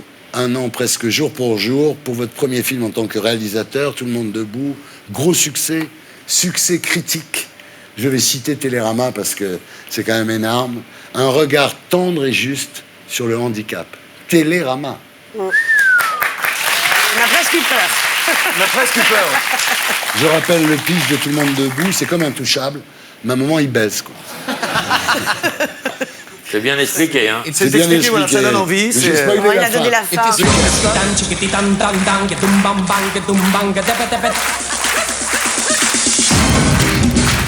C'est pour ça que tu voulais que je sois à côté. Je ne comprends pas, j'ai vu le film, je regarde l'affiche, il y a marqué Gérard Darmon, mais il n'est pas dans le film, pourtant, qu'est-ce qui s'est passé? Je ne comprends pas. Non, ce qu'il faut dire, parce qu'il faut que les téléspectateurs comprennent ce que vous dites, Michael. Franck a coupé une scène avec Gérard Darmon qui a été très, très malheureux. Il a été malheureux et on est tous malheureux quand on nous coupe des. En plus, c'est une scène vraiment de comédie. Il avait déjà été coupé, genre, ça va. Non, c'est une très belle scène, effectivement, qui, dans la longueur du film, Mais non, à un moment donné. C'est vous le réel. Mais oui, mais moi je l'ai pas coupé cette scène parce que c'est moi. On a tous été coupés, on a tous eu beaucoup. Non mais là de scènes c'est pas de coupées. l'antisémitisme. Et voilà. Et puis Gérard ça a été malheureux que cette scène. Non, mais d'ailleurs, ça fait du mal à tout le monde, même pour le réalisateur. Parfois, c'est des scènes qu'on adore, très, et très pour dur. l'équilibre du film, il faut les enlever. Gérard, si tu nous regardes, c'est mon Drucker. Ouais. Non, Gérard, si tu nous regardes, regarde le film. Ouais, Il est Gérard. excellent dedans. Il est excellent dedans. Alors, Ouais, Michael super, Youn. en plus. Alors, si eux deux ont commencé dans les séries pour ados, vous avez commencé dans le Morning Live, donc l'émission qui réveille vos voisins, le cul à l'air, armé d'un mégaphone, grande époque. Vous avez déclaré... Bien gaulé à l'époque. Ah ouais. J'ai changé? Non, Non, pas pas du tout. tellement. Non, pas tellement. Vous avez déclaré avoir montré mon cul au 7 d'or m'a valu une étiquette très très dure à décoller, mais également très visible. Désolé, je dois tout à mon cul. C'est comme lui à son slip. Sans lui, je ne serais pas là en face de vous pour faire une interview. Exactement, je n'ai Et rien voilà. à ajouter de plus. On vous a longtemps dit, à part montrer vos fesses. Qu'est-ce que vous savez faire? Eh ben c'est pas vrai. Vous avez fait plein de trucs. Bah oui. Vous êtes désormais un acteur à qui on confie des rôles dramatiques. Vous débrouillez très bien. La dernière fois que je vous ai vu, c'était pour Carbone. Ouais. C'est très bien. Le film aussi, d'ailleurs. Donc tout va bien. Ça va. Ça va. Alhamdoulilah, bien sûr. Est-ce que maintenant, vous pensez que vous avez enfin la carte? Non, mais ça me pose pas de problème. D'accord. Voilà. Est-ce que toi, tu penses que tu as la carte? Non, mais ça me pose pas de problème. Et je réponds ça parce que quand il a répondu, j'ai dit bah moi j'aurais dit la même chose. Thierry, tu penses que tu as la carte? Ah, pas du tout. Ah non, moi je suis pas du tout aimé par l'intelligentsia de gauche bobo. Pas Est-ce du qu'on tout. serait pas tous d'accord pour enculer les gens qui donnent les cartes? Ah oui, Vous avez la carte, vous, non? Ah, non. Oui. Ah, je sais pas, non, je crois pas. Non, non. T'as une demi-carte. Une demi-carte, Oh, si. ça. Ouais, t'as un ticket de métro. C'est ailleurs, ça. Ah non, Thierry, ah j'aime non, pas pas quand du t'es tout. grossier, pardon. Oui, je sais pas grossier. J'aime pas quand t'es grossier. C'est pas toi. Bon, vous êtes devenu donc un acteur bankable, mais vous savez toujours mettre le feu. On l'a vu durant le tournage de Chamboule-Tout, évidemment. Et on l'a vu la dernière fois que vous êtes venu dans mon émission Magnéto Serge. Tu veux savoir qu'est-ce qu'elle m'a donné comme conseil, ma mère? C'est ça que tu veux savoir? Hein? Tu veux savoir c'est quoi qu'elle m'a donné comme conseil, ma mère? Tu sais ce qu'elle m'a dit, ma mère, Ardisson? Tu sais ce qu'elle m'a dit? Fous ta cagoule, fous ta cagoule. On te rapporte devant les cloches, devant les poules. Fous ta cagoule, fous ta cagoule. Le chef de poule, le nez qui coupe, fous ta cagoule. Fous ta cagoule, fous ta cagoule. Tu n'as reçu de l'état, je fais pas de toule. Fous ta cagoule, ouais, fous ta cagoule. Sauf ta cagoule. Alors, c'est pas ce jour-là, vous m'avez séquestré, Oui, Thierry, d'ailleurs? oui. Ah, c'est le jour de la séquestration. voilà, parce qu'on voulait pas qu'il s'en aille. Et comme j'étais très très en retard. T'avais un avion à Et prendre. donc il m'a pris les clés de mon scooter et il m'a enfermé dans une pièce en attendant que ce soit mon moment dans l'émission. Et je dois dire, ça m'a même Ça pas va, énervé parce t'es que- pas Natacha Campouche non plus, nous casse pas les couilles. Magnéto Serge.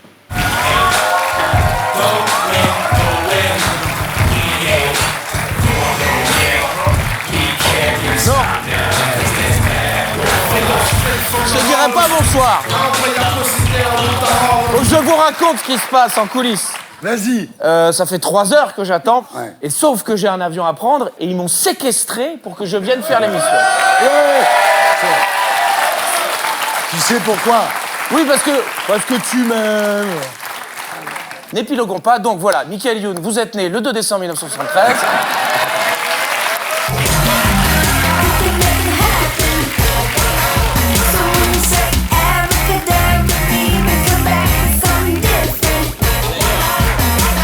Alors maintenant, c'est l'heure de la promo qui s'affiche, c'est Shopping.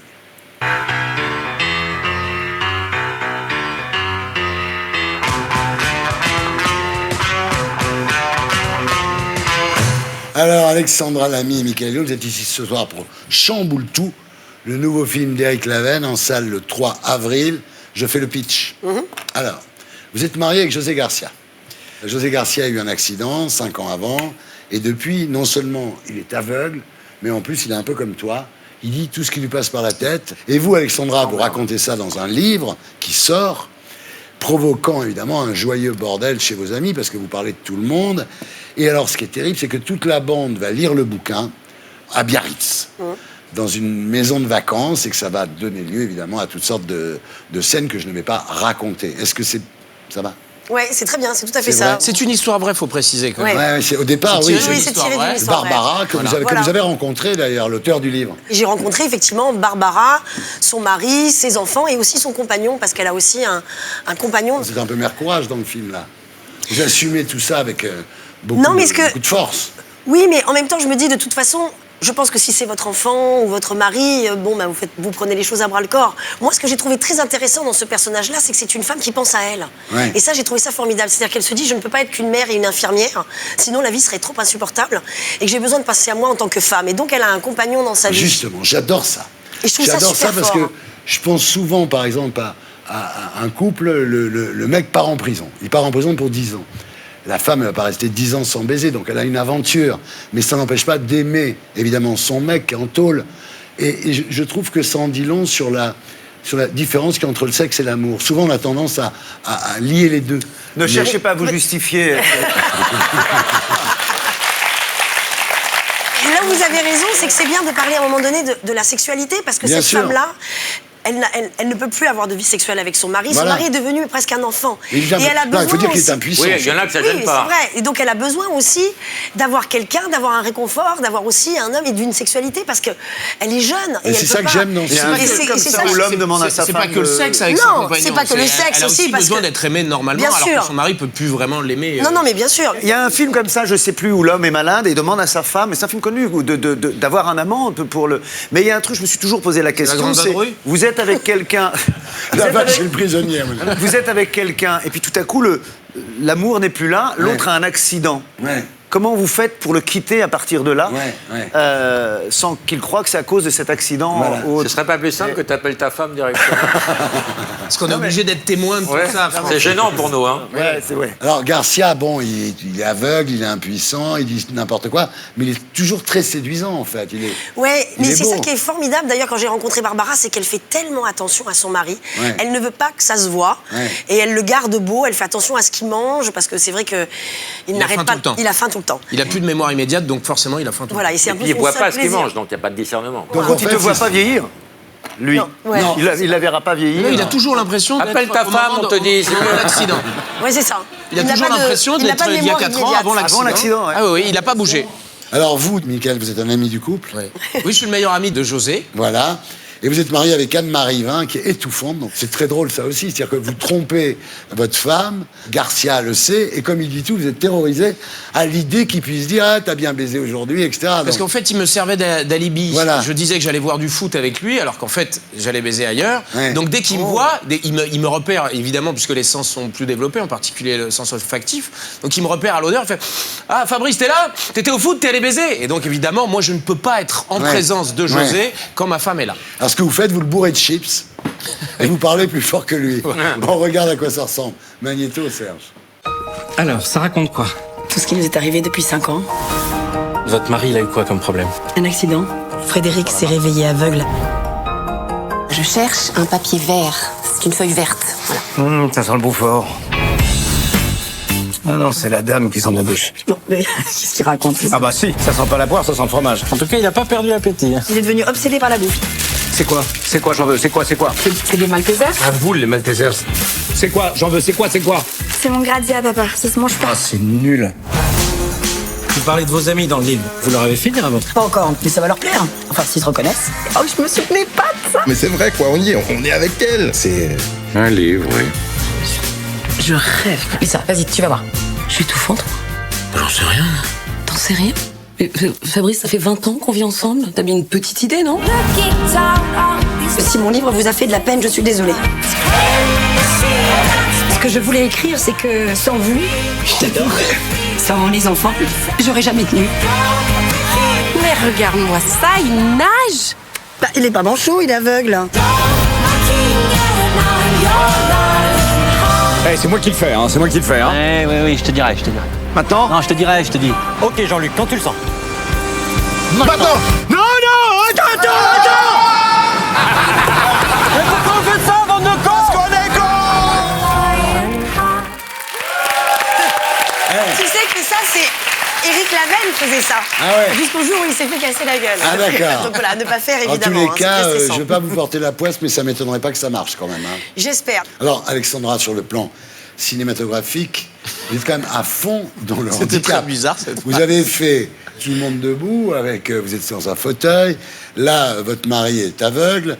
La J'avais fait prochaine de toutes nos forces avec Jacques Gamblin Voilà. aussi. Pourquoi faites pas un aveugle dans un fauteuil, là, non? Ouais, je vais peut-être tenter la prochaine fois.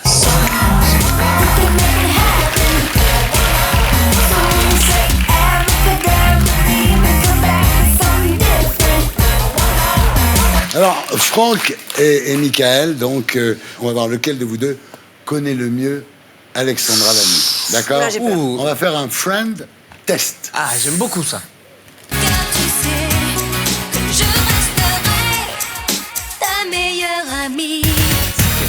Alors, vous jouez l'un contre l'autre. Hein. C'est déloyal quand on connaît leur rapport. On va voir vraiment ceux qui m'écoutent. Attention, on se concentre, Dubosc. Quel est le deuxième prénom? On est à l'école. C'est même plus Quel Franck, est c'est le Dubosc. deuxième prénom d'Alexandra? Paulette, Oussama, Germaine, Alexandrie ou Sue-Hélène? Paulette. Ouais. Voilà, je ne dis pas qu'on l'a dit en même temps, mais on l'a dit en même temps, mais voilà, non, mais il n'y a pas de Ouais, ce problème. point est pour lui. À 16 ans, qu'a fait Alexandra Je sais. J'étais en là. cachette de ses parents? Un tatouage de dauphin sur sa cheville gauche. Elle a perdu sa virginité avec son cousin lors d'un voyage scolaire. Ah, ça c'est Christine Boutin, ça. Elle a passé le concours pour entrer au conservatoire de théâtre de Nîmes. Elle a passé le concours d'entrée au conservatoire. Et elle a pris des cours de pole dance dans un bar de Nîmes. Nîmes, je l'ai dit avant. Aucun point parce que vous avez répondu à la fin de l'énoncé. Ah, ok, j'ai Ok, c'est vrai. C'est c'est vrai, dur. c'est vrai. Combien de fois Alexandra a-t-elle été mariée? Une fois, deux fois, trois fois, 0 fois? 2 fois. Non. Une fois. Une fois. mais d'accord. Quelle est son astuce de beauté du matin? Elle tellement boit pas- on peut un en jus de parler. citron. Elle se badigeonne le visage de jus de citron.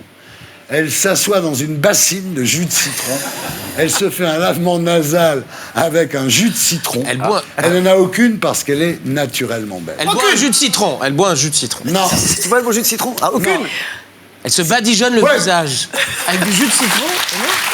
Tu fais ça, toi? Bah, je me fais un petit peu de comme ça parfois, ouais. Pas tout le temps, mais je fais un petit peu. Ouais, bien Enfin, sûr. son vrai secret Vraiment, beauté, c'est quand même qu'elle boit une vodka avant de se coucher. Ah oui, mais ça, c'est le soir, on C'est a autre parlé du chose, matin. ça, c'est autre chose. Que fait Alexandra quand elle a un bouton d'acné qui pousse? Elle met du Biactol, elle le perce, elle le laisse mûrir, ou elle le recouvre de dentifrice. Elle le recouvre de dentifrice. Ah, les astuces de grand-mère. Bah ouais, ça Alors, marche pas bien. sachez que ça ne marche pas. Mais bien sûr que si, ça marche. Mais si ça marche. Non. Vous croyez parce que ça le sèche, ma femme elle le fait, ça m'énerve. T'arrives le matin, t'as la laine. Parle-lui directement. On sait tout ce que tu veux lui dire, Franck. Quel est le gros mot préféré d'Alexandra? Pute-borgne, enculé, crétin des Alpes ou boudin? Pute-borgne. Non, ça c'est Le Pen. Crétin. Enculé. Ouais. Ouais. Attends, on a demandé quoi? Le Non, juron ce qu'elle préfère. préféré. Ah oui, mais il fallait intituler T'avais autrement. pas compris le juron. Non, non, Quel est le hobby préféré Ouais, ouais, j'avais compris. d'Alexandra? Oui. Ah Dis donc, c'est pas très gênant comme ça d'avoir un quiz sur avec des gens qui participent. Mais et qui oui, bien s'énervent. sûr, c'est gênant. c'est hyper J'espère que c'est gênant. Pour l'instant, ça a été. C'est maintenant que ça va le C'est devenir. fait pour être gênant. Alors, J'ai peur. Que s'est-il passé d'incroyable lorsqu'Alexandra a dîné chez François Hollande? regardez, on Je le sais, sait. tu elle me est- l'as raconté. Il n'a pas raconté de petites blagues. Il a cuisiné lui-même. Il y avait du flambi au dessert où il a plu dans la cuisine. Il a cuisiné cuisiné dans la lui-même. cuisine. Il a Du cuisiné buzz. lui-même? Ouais. Du buzz. Tu m'écoutes pas, hein. Il a Quelqu'un fait quoi invité chez Hollande? Alexandra, il a fait quoi? C'est ce qui me paraît le plus. Il avait fait un très bon roast beef, pardon, avec des petites pommes de Un terre roast beef, sautées. t'as dit, hein? Là, c'est un beau lapsus, hein? Il était marrant, pas Ouais. comme président, Ah, il y mais avait sinon une il était derrière. sympa. Oui, il était sympa. Comme très sympa. président, c'est un peu une connerie, mais bon, pour les blagues, il était très bien. À qui Alexandra a-t-elle mis un râteau? Chut. Kevin Costner, Brad Pitt, Patrick Swayze ou Laurent Baffy? Kevin Costner. Ah, moi, j'ai le Putain. rapport. Ah, je suis comme Mais parce ça. qu'à mon avis, pendant que vous avez tourné ensemble, vous avez beaucoup discuté. Ah ouais, t'es au Parce courant que de toi- tout, non, toi. mais parce que Franck boit très peu, quoi. Raconte, Alexandra. Non, mais voilà, non, mais il m'avait dragué, là, il m'a demandé mon numéro, j'ai dit non. Mais pourquoi? Parce que j'étais mariée d'abord. Ah, bah putain, voilà. voilà, d'accord. Ah ouais. Ça, c'est Ouais, bien. ouais, je sais, ça vous étonne, hein, mais il y a des femmes fidèles. Hein. Non, il y avait oui, la mienne. Oui. Alors, dernière question. Lequel de ces corps est je celui d'Alexandra Lamy? On connaît la photo. Photo 1, photo 2, photo 3, photo 4. Photo 3. 3, ouais. Oui, mais Ouais, parce je qu'il y connais a la 4. photo. Je connais la photo. Bravo. Comment tu sais ça? Parce qu'elle me l'a envoyé avant de la mettre sur Instagram. Ah, mais exactement. en plus, C'est vrai. c'est trop facile la 4. On reconnaît Hanouna immédiatement. Bon, alors, qui a gagné, là? C'est Franck. Franck Dubosc. Oh!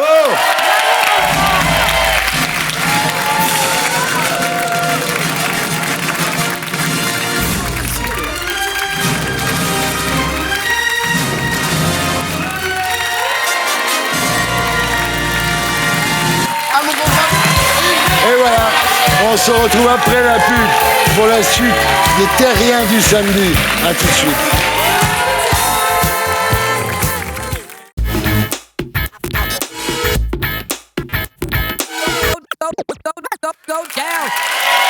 Bonsoir, les Terriens du samedi. Bienvenue dans l'émission qui vous aide à vous faire votre panthéon en compagnie de Alexandra Lamy.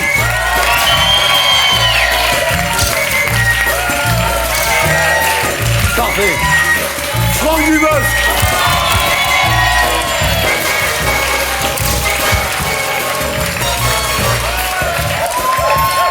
Michael Youn.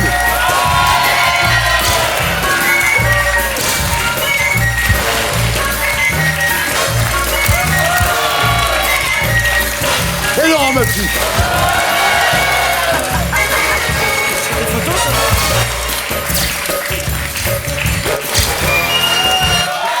Bravo, bravo, bravo, bravo. Et maintenant, vous l'avez sur le bout de la langue, évidemment, vous le savez. C'est un poil de cul? Non. Non. C'est le blind test. Ah, yes!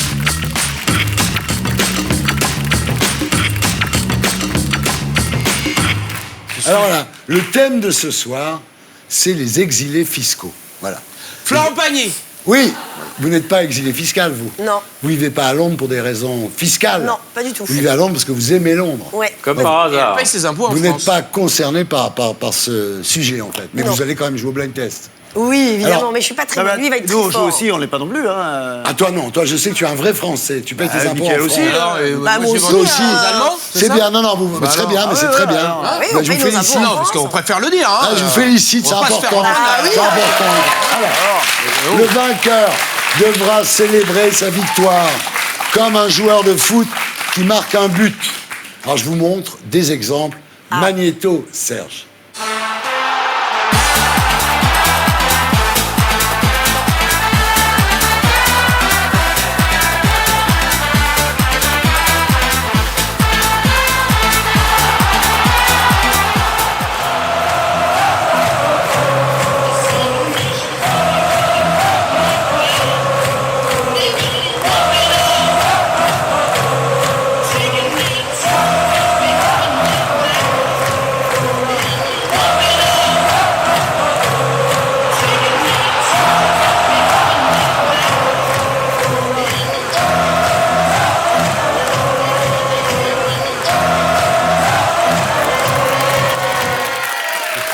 Voilà. Donc, D'un coup, tout le monde se dit, je vais peut-être pas donner toutes les bonnes c'est réponses. ça. Moi, j'adore Nolwenn Leroy qui relève le kilt de Laurent Baffy. Ouais, dis donc. Extraordinaire. Et les CSA n'a rien dit. Non. 2 poids, 2 mesures. Oui, c'est ça. Attention, branchez la guitare. Branchez la guitare, entonnez les tambours. Moi, j'accorde ma basse. 1, 2, 3, 4. Musique. Aznavour. Ouais. Viens voir les comédiens, voir les musiciens, voir les magiciens qui arrivent. Non, Laurent, je suis désolé, je peux pas te garder. Celui qui l'a. Mais non, mais... On peut plus faire un blind test. T'imagines que moi, Thierry Ardisson, je ne peux plus faire de blind test parce qu'il trouve tout avant les Serge, autres. Mais ouais. est-ce que tu as en régie une musique un peu triste, genre à la Chaplin? Non, Cold Song.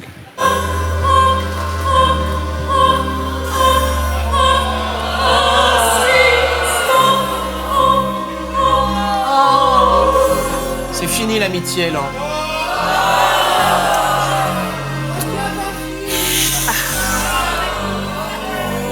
Il va te faire un câlin. Je t'ai tellement aimé. Je t'ai tout donné. Reviens, reviens.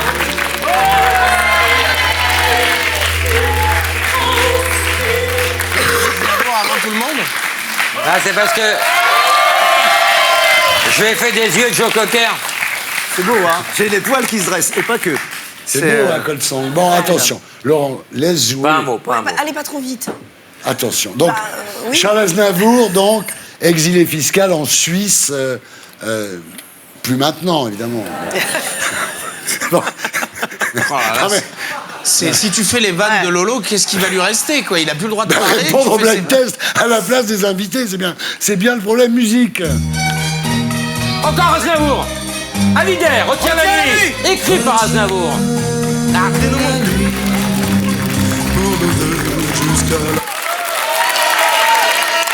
Bravo! Bravo! Il est bon, ce Baffy, il est bon. Reste là-bas. Qu'est-ce qu'il est bon, ce Baffy, alors? Bravo! Je vous demande de vous arrêter. Voilà. Donc, Johnny Hallyday, exilé fiscal en Suisse. Enfin, plus maintenant. C'est moche. C'est moche. C'est moche. C'est vraiment moche. C'est comme quoi, ça porte pas chance, hein. Non. Dis-moi, il a chanté, Arthur? Non. Non, d'accord. Ça, on s'est fait toute une liste d'exilés fiscaux dans la tête. Mais ouais, c'est ça. Tu sais. Ouais. Service d'ordre. On attend Florent Pagny. Service d'ordre. Est-ce que tu peux amener Laurent hors de ce studio? Il y en a avoir dès qu'on ne soupçonne pas. Hein. Non, mais sans déconner. Après tout ce qu'on a vécu, tu me vires? Attention, on est entre nous, ce qu'on est réparti. Musique. Yannick Noah. Ouais.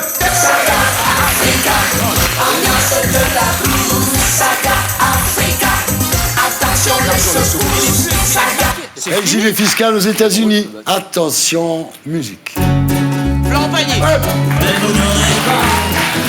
La liberté de penser. Au Portugal. Patagonie, puis Portugal. Musique. Patricia Cass. Oh, Ah ouais, bien. Moi, il me parle d'aventure.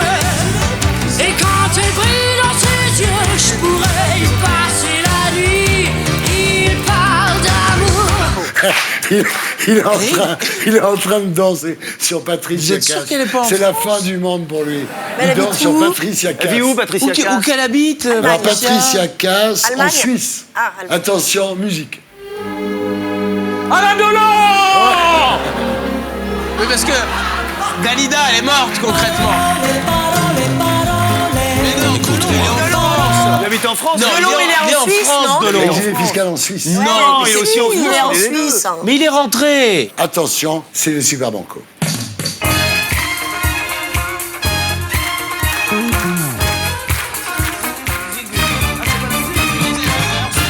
Mais ils sont pas français. Ça veut dire quoi, Super Banco? Ça veut dire que celui ou celle qui d'accord. trouvera cette chanson aura tout gagné. D'accord, ok. Ouais, d'accord. C'est Bien pas de le de la dire. rigolade, il remet son titre en jeu. Hein, ouais. Hein, tu le remets, Oui, Michael. oui, l'école des évidemment, mais avec plaisir. C'est l'école des fans. Attention, musique. Oh, Les Dieu. gens conscientes.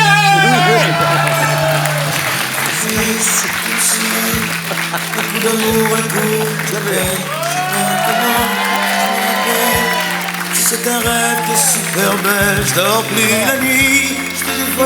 Il y a un moment, il faut quand même rendre à Laurent ce qui est talent. Là, que Laurent vient de faire la célébration. Eh oui. Eh, viens ici, connard. Viens ici, amenez-le-moi, là. Je sais pas faire ça. Eh, tu vas le faire, maintenant. Attention. Musique.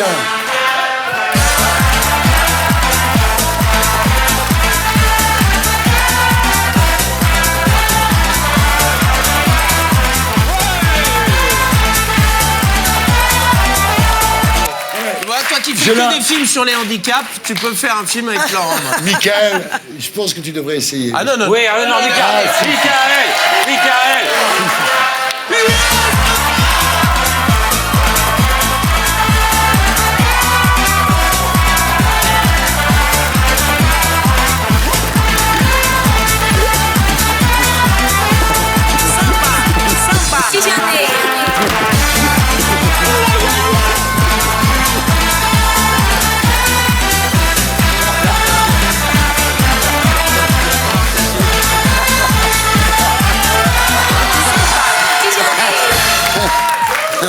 Je sais pas si j'ai encore l'âge de faire tes émissions. Bon, ouais, ça va. Bon. Ah, j'ai pas mal. Replay.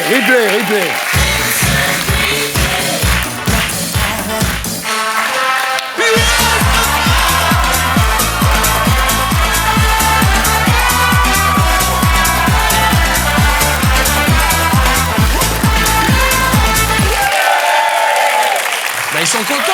C'est beau.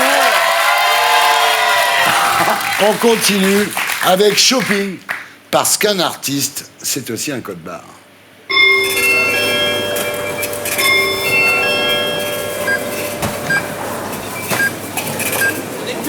Franck Dubosc, bonsoir.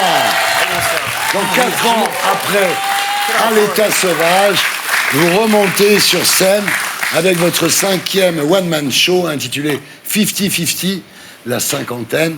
Vous dites c'est un âge un peu bâtard, car on est vieux aux yeux des jeunes, mais encore jeune aux yeux des plus vieux. Bah ouais, et c'est ce côté-là qu'il faut prendre, voilà. Vous avez plutôt 55 ans, non? 55, ouais. Mais il faut du temps faut que je digère avant de pouvoir écrire un truc. Ouais. Mais 50-50, on passe beaucoup sur les 50 ans, mais c'est surtout aussi sur ma vie, sur ma femme est d'une autre culture, c'est tout ça, c'est ma vie et 50-50, voilà. C'est tout. Votre père vous disait, après 50 ans, tu verras, il y en a plus derrière que devant. Une belle phrase de merde, ça. Et il avait raison, il est mort à 65 ans. Ah ouais. J'avais dit qu'on allait rigoler. Non mais vous remarquez à quoi l'âge qui passe? Qu'est-ce qui change dans votre vie? Je pense que ce qu'on perd le plus, moi, ce qui me manque le plus, c'est la candeur. Ouais. J'aimais ça. J'aimais la naïveté, la candeur et tout. Et puis avec l'âge, on a tendance à... Même si on veut faire jeune, même si on veut faire tout ce qu'on veut, la candeur, on la perd. Ouais. Vous dites, c'est mon spectacle le plus personnel. Ouais. 90% de ce que je dis dans ce spectacle est vrai. Vous dites, par exemple, ma femme est libanaise, alors vous avez 2 enfants qui s'appellent Raphaël et Milan. Je dis que mes enfants, dans le film, je dis mes enfants sont à moitié arabes grâce à leur mère. Je fais comme ça. Et je dis, ils ont 2 prénoms. Le grand s'appelle Raphaël et Rachid, et le petit s'appelle Milan et Mouloud. Et quand je dispute, j'utilise leur prénom arabe. Ça me paraît plus naturel. Ben voilà. Mais votre femme, quand elle s'énerve, elle parle arabe aussi. Elle fait des you-you. Oui, si elle commence à s'énerver en arabe, c'est que ça va être grave. D'accord. C'est que ça va être grave. C'est là où je le comprends le mieux. C'est là où je la comprendrai le mieux. À cause des enfants, vous hésitiez à remonter sur scène. Ouais. Non, parce que ils sont petits et puis dès le début quand on part tourner ou quoi, c'est difficile quand les enfants sont petits. Et moi, le grand tout de suite m'a dit oui, t'aimes mieux ton métier que nous. Oh là là. Ouais. Et c'est vrai. Mais je lui ai dit, j'aime mieux mon métier que vous et j'aime mieux ton petit frère que toi. Et comme ça, bien sûr, c'est pas vrai. Mais oui, c'est difficile, on est obligé d'abandonner. C'est la tournée surtout, c'est pas le fait de jouer ou d'écrire. C'est le fait d'abandonner ses enfants pour partir sur les routes. En parlant d'écrire, juste une parenthèse quand même, vous bossez comme un chien parce que vous sortez votre film il y a quoi, un an, là vous êtes déjà sur scène. Et là, je viens de terminer le prochain film avec un critique. Ça va fort. Mais j'aime ça. Ouais, j'aime écrire, j'aime. Voilà. C'est un grand plaisir. Alors actuellement, vous êtes au Palais des Sports. Oui. On regarde à quoi ça ressemble.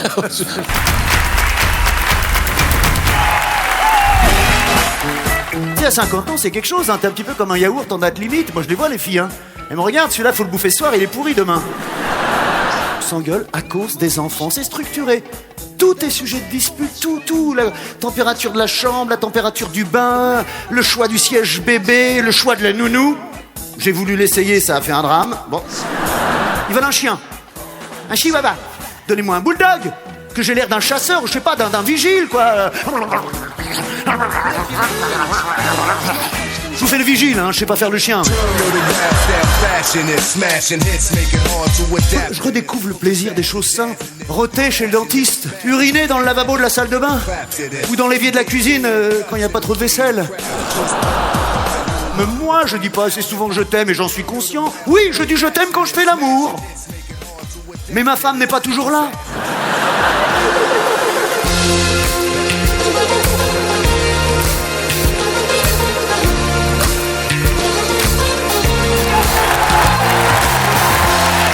Attendez, c'est pas des blagues qui sont piquées aux Américains, ça. Ça, c'est des vraies blagues. Sujet tabou. C'est pas des blagues volées. Bon, et maintenant... Gilet jaune, moi gilet jaune, demande les gilets jaunes, faut danser le petit. Gilet jaune, moi gilet... Alors, je vais vous dire, ne dites rien parce que votre attaché de presse m'a appelé il y a 3 jours en me disant surtout ne lui parle pas des Gilets jaunes. Et toi, discret? Non, c'est pas ça, c'est que je m'appelle pas Michel Drucker, je m'appelle Thierry Ardisson. Ne dis pas ce nom devant moi. Donc, c'est moi qui vais parler. En fait, cette affaire de Gilets jaunes, vous les avez soutenus, après on avait l'impression que vous êtes rétractés, après vous avez ressoutenu, très compliqué. Moi, je crois que vous avez réalisé 2 choses dans cette affaire. La première, c'est que vous êtes avant tout là pour faire rire les gens et pas pour donner votre avis sur la politique, un peu comme François Hollande, finalement. C'est ce qui vous rapproche de François Hollande. Et la deuxième, et je vous prie de le croire, sachez que vous avez fait bien plus pour la France d'en bas, en vous trimballant en slip de bain dans camping, qu'en prenant frontalement position. Donc, voilà. Pour moi, il n'y a pas de sujet, voilà. Mais je voulais vous le dire. Merci. Mais... Non, ne réponds pas. Est-ce que vous vous réveillez encore la nuit en sueur en pensant qu'il y a des gilets jaunes qui vous poursuivent? Non, parce que pour être honnête, suite à ça, j'ai eu l'occasion de bien sûr beaucoup les rencontrer. Ouais. Et rencontrer les vrais, pas ceux que j'avais quittés. Ouais. Ceux que j'avais aimés au début, je les ai rencontrés. Ouais. Et on s'est parlé beaucoup. Tout s'est arrangé, j'en sais rien, tout quand c'est vrai. Regardez, ouais. je vais vous dire un truc, regardez ce que je porte sur moi tout le temps. Oh, un petit gilet jaune. Qu'est-ce qu'ils m'ont offert? Ils m'ont offert ça. Je vais vous dire une chose, ils m'ont offert ça pour une raison bien précise que seuls eux connaissent et que vous ne connaîtrez pas. D'accord. Non, mais je voilà, vous le dis. on ne parle plus des gilets jaunes. Non. On ne parle plus des gilets jaunes. Non. Quelle est votre position sur le conflit israélo-palestinien? En tout cas, il y a une chose qu'il faut dire, que le premier qui n'a jamais changé d'avis me jette la pierre. Oui. C'est tout. C'est tout.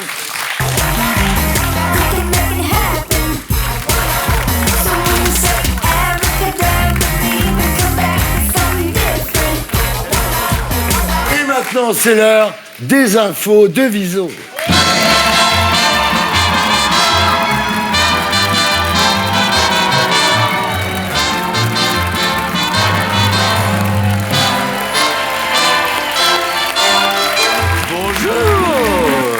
Ça va, je suis prêt. T'inquiète. Jingle.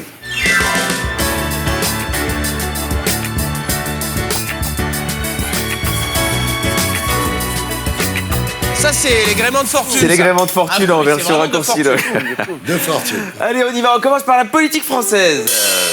Macron a souhaité cette semaine sagesse à la septuagénaire blessée à Nice et la gauche s'est indignée. Évidemment, c'est gonflé de la part de Macron quand même d'appeler à la sagesse quelqu'un qui a l'âge de sa mère. Enfin, ouais, techniquement, il a l'âge de sa femme, mais... voilà, oui, mais là, enfin, non, c'est pas bien. C'est là, franchement... Gilets jaunes toujours, François Ruffin a déclaré « Les gilets jaunes, c'est le moment où les muets sont devenus bavards. Malheureusement, gilets jaunes, c'est aussi le moment où certains voyants sont devenus borgnes. » Je crois que Franck voudrait réagir là-dessus.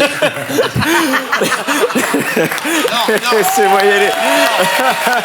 C'est lui la paix. Allez, côté Mélenchon, il s'est déclaré plus que jamais fasciné par Éric Drouet. Et c'est vrai que quand on voit Éric Drouet, c'est le genre d'homme de Mélenchon. On va voir. Vous direz à Raquel demain de faire gaffe à la prochaine soirée, France Insoumise. Franck, rien toujours? Non, j'écoute. On va passer aux européennes, comme ça on risque plus rien. La surprise de la semaine, Pascal Canfin, candidat à La République En Marche aux européennes, c'est un choc pour les associations environnementales. Tu m'étonnes que c'est un choc que l'ancien directeur général du WWF abandonne à leur sort l'une des dernières espèces en voie d'extinction, les électeurs d'Europe Écologie Les Verts, c'est moche. Et la tête de liste de cette fameuse liste La République En Marche, c'est Nathalie Loiseau, qui, quand on la voit, nous rappelle que François Bayrou avait un gros charisme en fait. D'ailleurs, si, non mais c'est moche, mais c'est vrai. Selon un sondage Odoxa qui le prouve, 59% des Français sont indifférents à la tête de liste Nathalie Loiseau. Sondage qu'on va découvrir plus précisément ici. Voilà, que pensez-vous de Nathalie Loiseau comme tête de liste des européennes? Alors 59% des Français ont répondu on s'en fout et les 41 autres % ont répondu Nathalie qui. Voilà.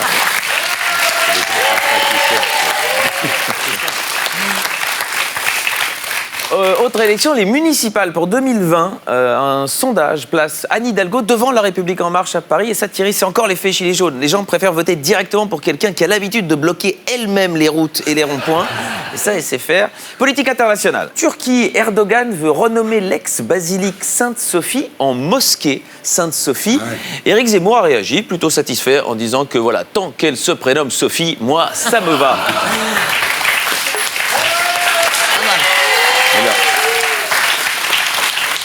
États-Unis, le Pentagone débloque $1 milliard pour le mur de Trump. $1 milliard pour construire un mur, ça fait beaucoup de briques. Oh. Non, il faut des blagues pour les enfants. J'ai des blagues pour les enfants, 21h. Ça, je l'ai compris. Ouais.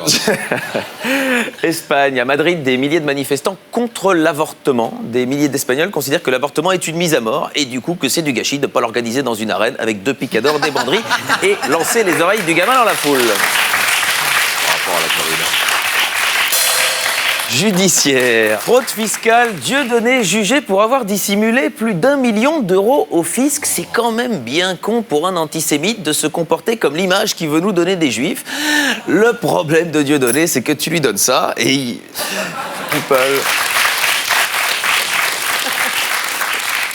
Sport, et ça va passionner les Français, des contrôles d'alcoolémie pendant les compétitions de pétanque. Et là, c'est balance ton cochonnet. Voilà, exactement. J'ai très peur que ce soit la fin de la pétanque. Si on interdit l'alcool, les boulistes ils vont vite se rendre compte que le jeu est complètement con. Donc, les brèves. C'est la meilleure. C'est la meilleure. C'est la meilleure, ça. Faudrait s'arrêter là-dessus. C'est la meilleure. Putain, j'ai encore une demi-heure. Au Mexique, vous pouvez passer la nuit dans un baril de tequila géant. Alors ça, on sait où Christophe Castaner va passer la prochaine soirée post-gilet jaune. Bravo à la fin. La suivante, ça c'est gênant. À destination de Düsseldorf, leur avion atterrit par erreur à Édimbourg. Et ben apparemment, il s'est mis au pilotage, Olivier Giroud. Non, c'est pas gentil parce qu'il a marqué cette semaine contre l'Islande. Bon, à mon avis, il visait le but de la Moldavie, mais niveau de Trezeguet, vous suivez le foot, Thierry. Dans le foot. Ouais, voilà. Trezeguet. Zimbabwe. Le cyclone Idai, une femme a accouché en haut d'un arbre pendant les inondations. Et on va voir les images. Et ben, en tout cas, quand elle a perdu les os, c'est efficace.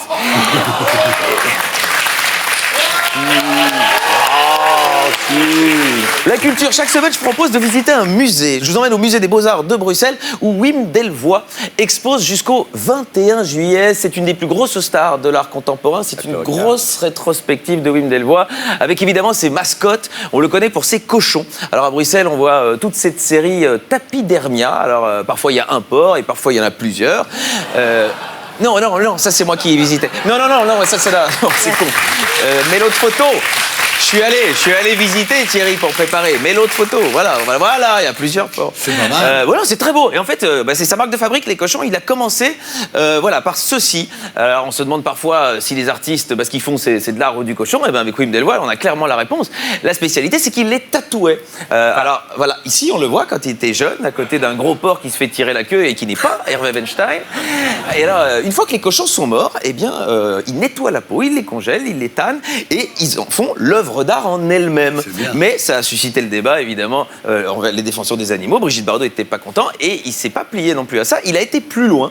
Et cette fois-ci, voilà, à côté du cochon, il a fait la même œuvre sur le dos de Tim Steiner. Et Tim Steiner est donc une œuvre d'art et c'est une Madone, on va le voir surmontée d'une tête de mort. L'œuvre a été acquise par un Allemand pour la valeur de 150 000 €. Le propriétaire peut la voir 3 fois par an chez lui, en personne. Et une fois qu'il sera décédé, la peau sera conservée dans un cadre. Ouais, ah ouais. Et là, Laetitia, elle se dit merde.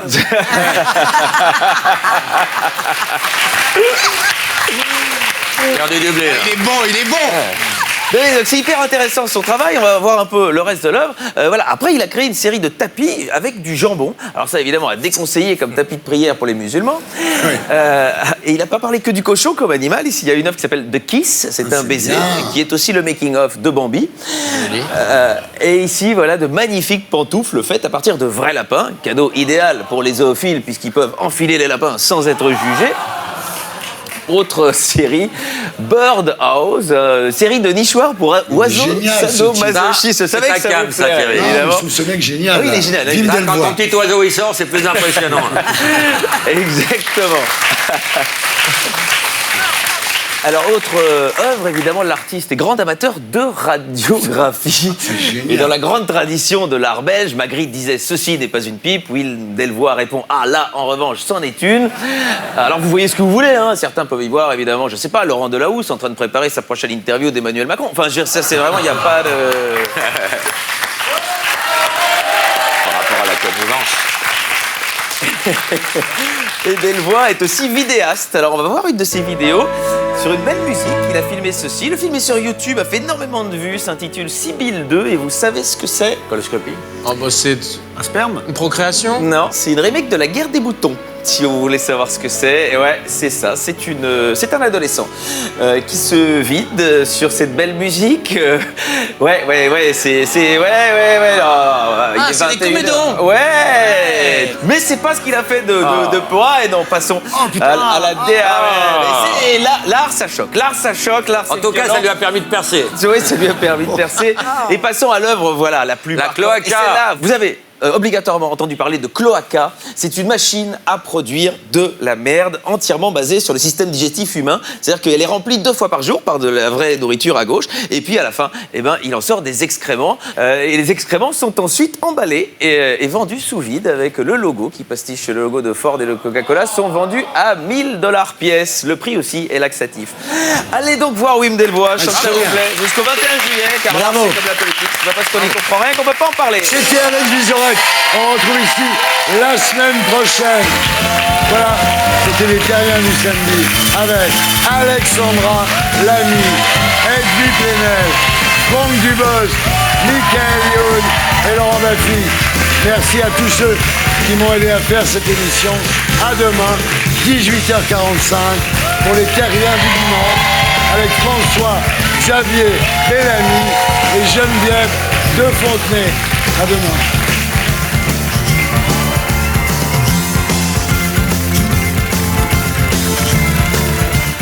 Et pour être sûr de ne rien rater de Inarditube, abonnez-vous et mettez un pouce bleu.